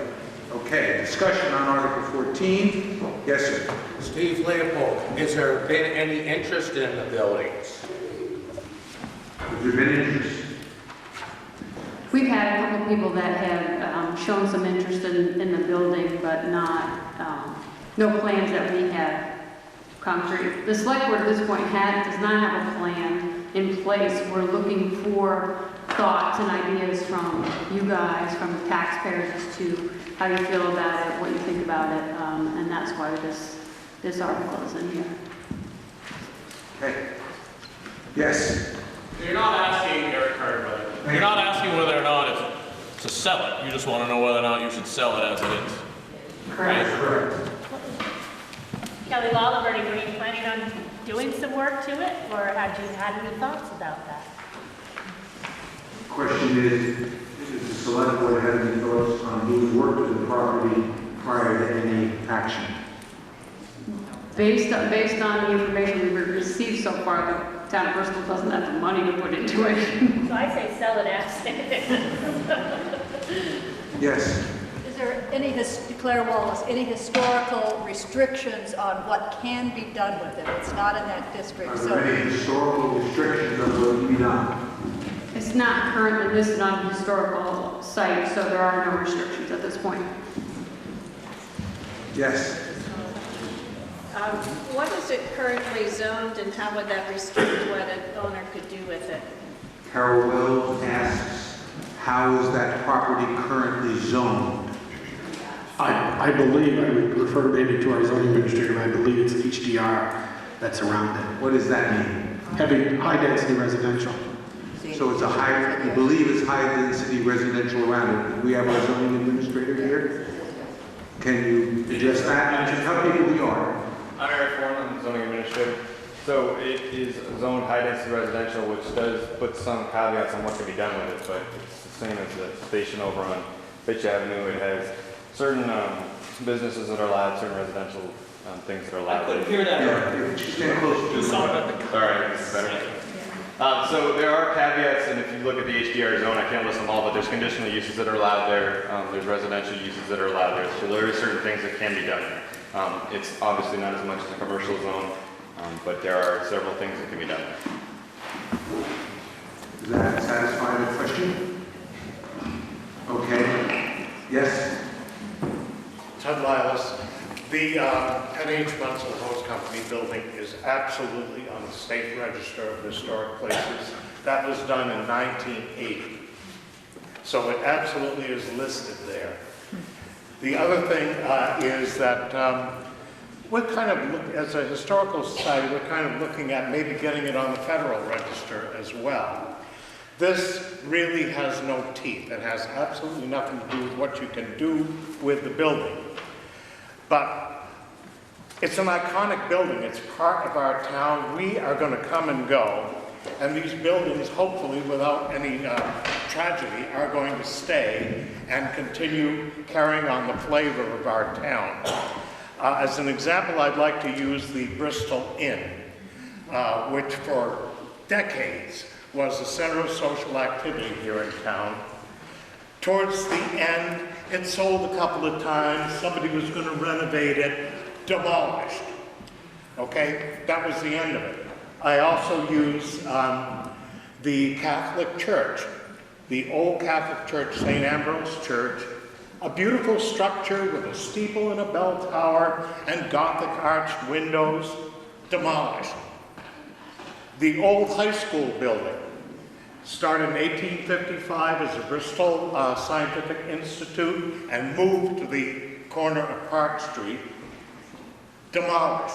Fortunately, this was done a little more sensitively because they took the architectural details off the building and moved them onto the building that we now call the Bristol, the old Bristol High School. These buildings are what Bristol is about. They distinguish our town from other towns in the area.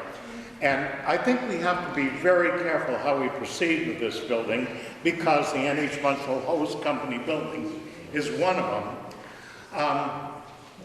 And it's the old adage, you know, those who can't learn from the past are doomed to repeat it. you. Any other comments and thoughts? Yes? Let's see, if I could buy the building, and I'd like to have a woodworking machinery museum in it and keep the facade as it is, and that might be a good reuse for that building. I'm not really the entrepreneur type or the businessman type, so I'm not quite sure I'm fully capable. But I do have an idea.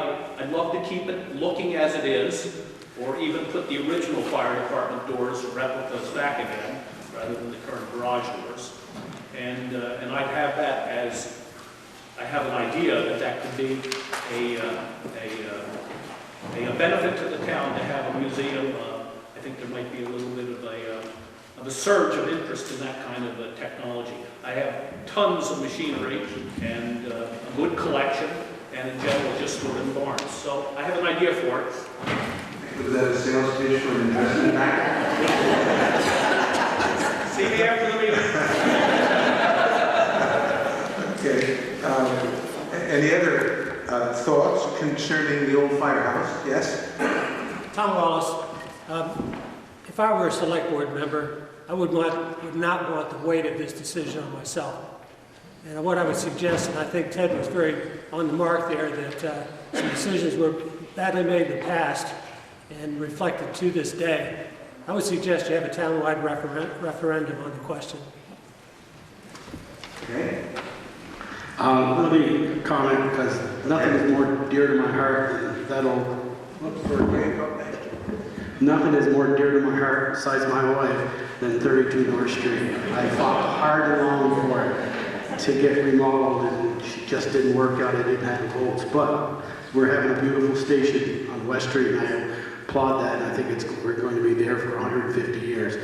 I do not know, Ted, if it is on the state historical registries. I do know it's not on the federal, because George Smith and I, when we found the bell that will be put back into the new station tomorrow morning, we found that in Shrewsbury, Vermont in '92. We looked into putting it on the National Historical Registry, but we were advised not to because it came with a lot of caveats. The first thing they did when we put that bell up the tower, we had to put a steel I-beam through the attic to hold the tower up, because that's what I was taken down for 58. So I would love to see it restored. Does Bristol have that kind of pockets? No, absolutely not. But I would hope the board, would look for a business plan from, if it's ABC construction versus XYZ development. And XYZ development comes in with a business plan to restore it on the outside the way it looked when N.H. Harding Munsell in 1898 built that place, with the 2 windows in the front and a single door in the middle. And it's not going to be touched, and maybe they come in 25 or 50,000 less than somebody else says, I want to tear it down and build a new house there.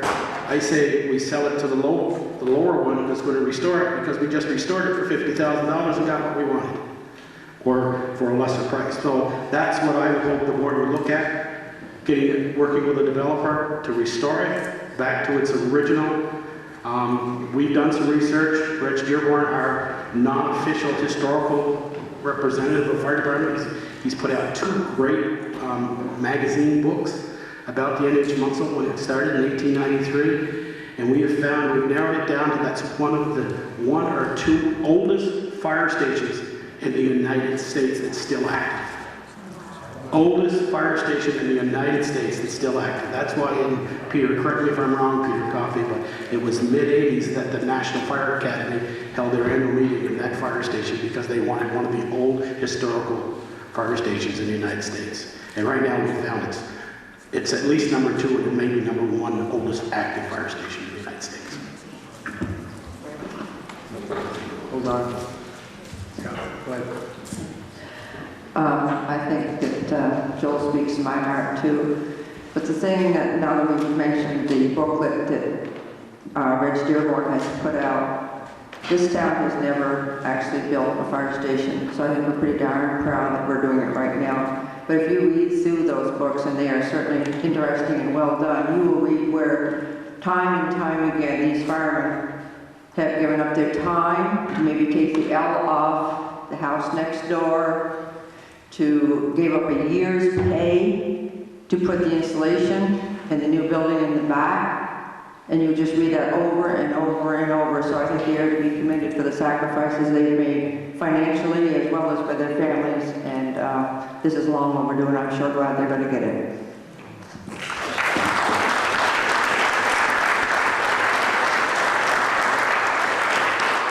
More discussion on Article 14, yes?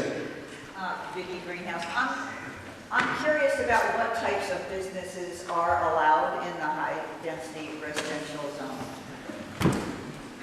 High-density residential zone, permitted uses. You have 1 and 2 family dwellings. This thing on? Slow down, slow down. So, you have your typical by right uses, which are just your houses, single and 2 family dwellings. Then you jump to a conditional use, which means you have to go in front of the ZBA.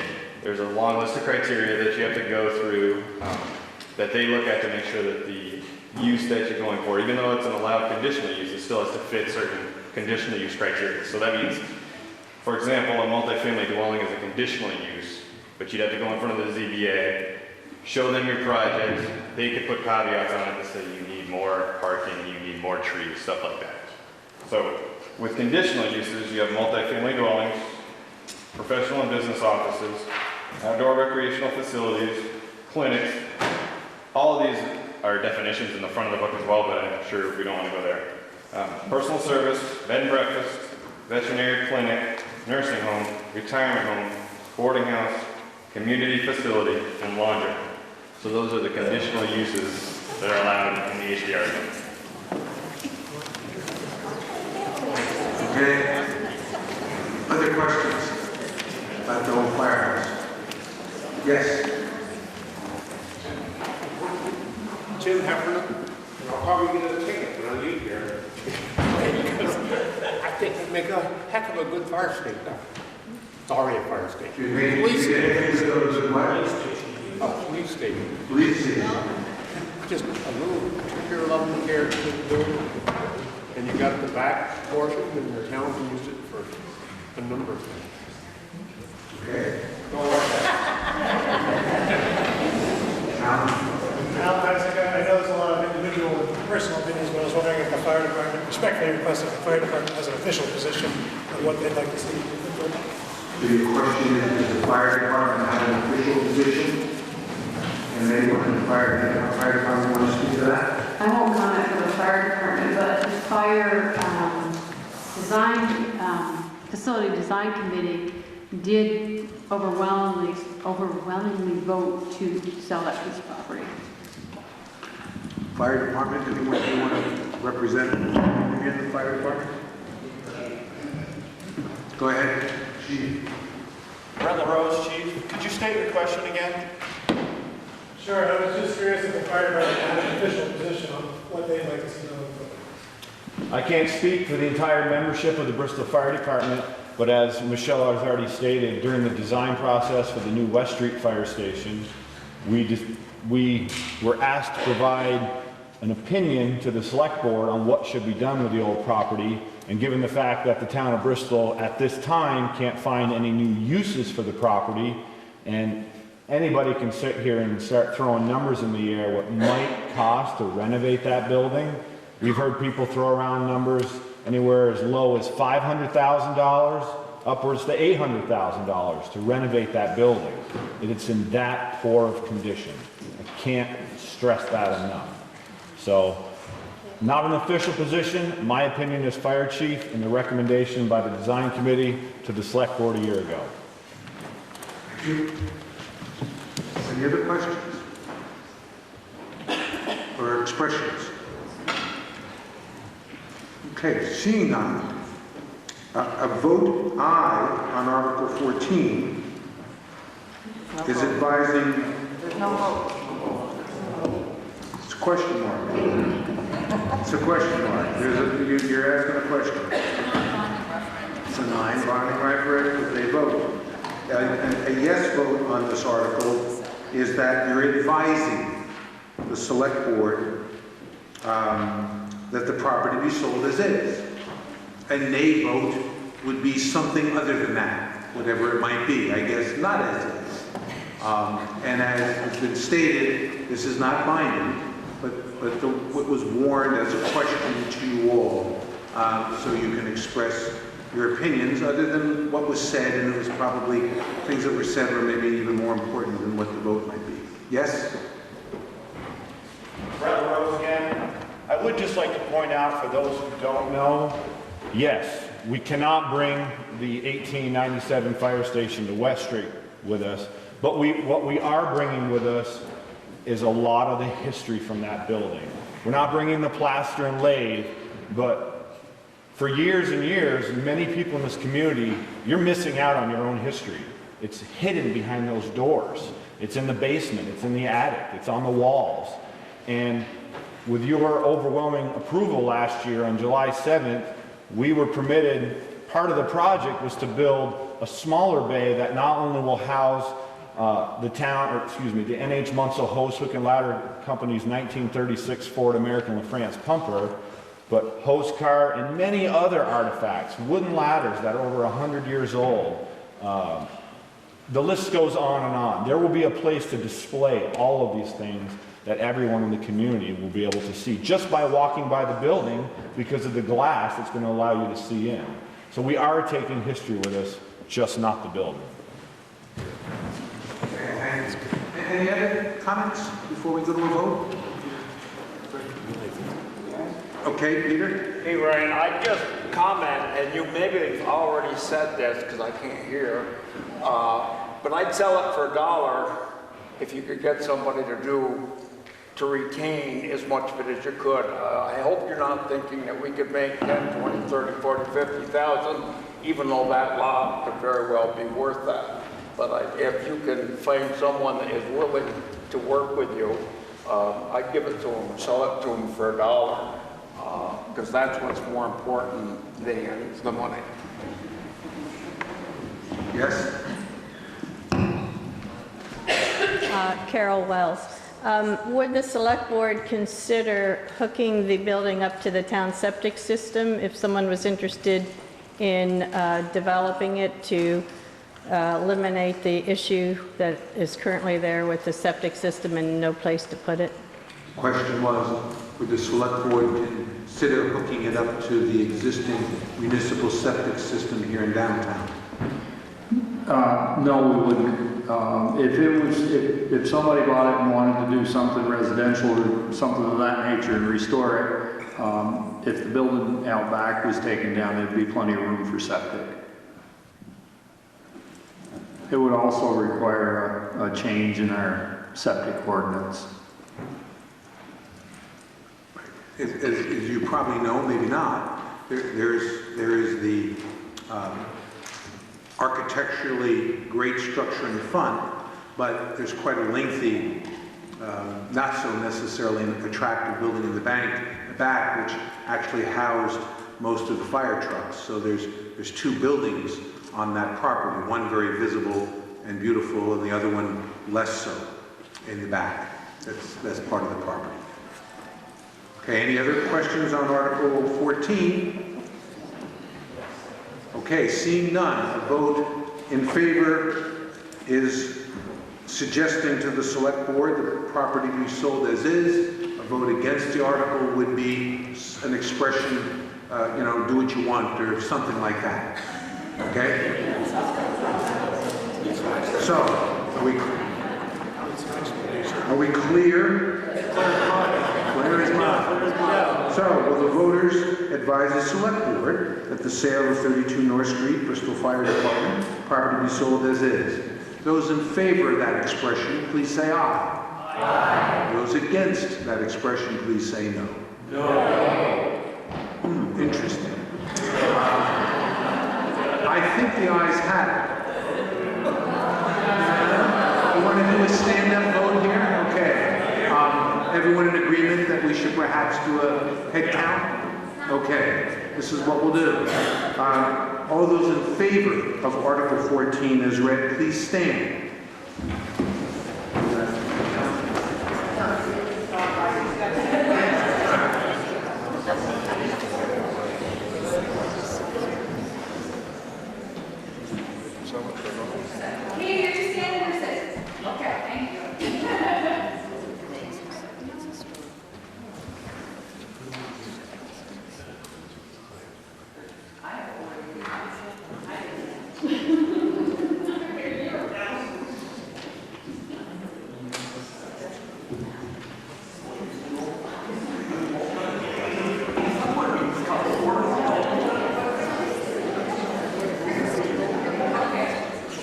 you.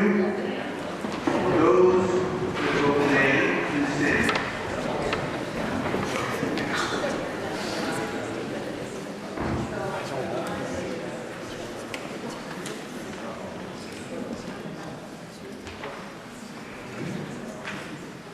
Randy, what are you doing? Up and down.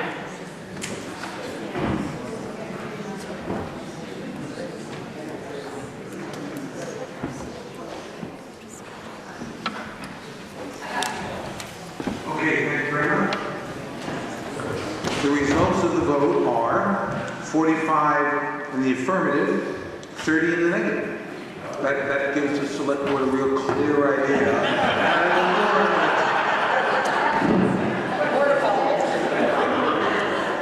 Okay, Article 15, to transact any other non-binding business that may legally come before this meeting. It's your opportunity. If you have any comments, thoughts, announcements, you can make them at this time of the meeting. Yes. Carol Klaus, I just want to thank the town for moving the hours of voting 2 hours earlier.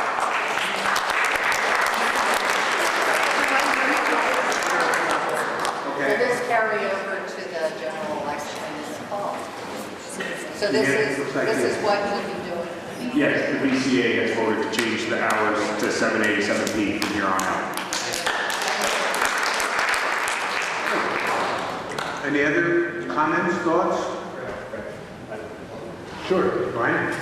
Hi, Brian Cox. I would just like to take a moment on behalf of the rest of the select board members to thank Sharon Companion for her 9 years of service on the board. This is Sharon's last meeting tonight.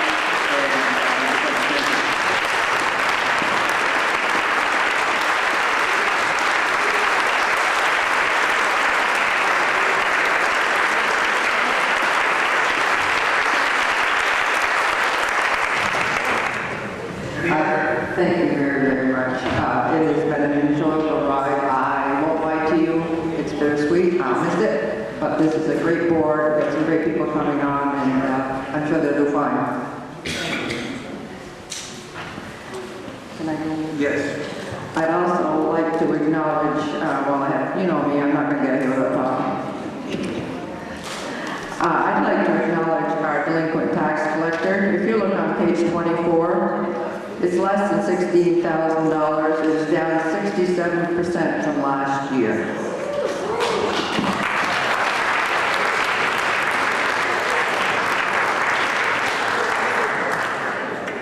Okay. Any other comments, expressions? Yes?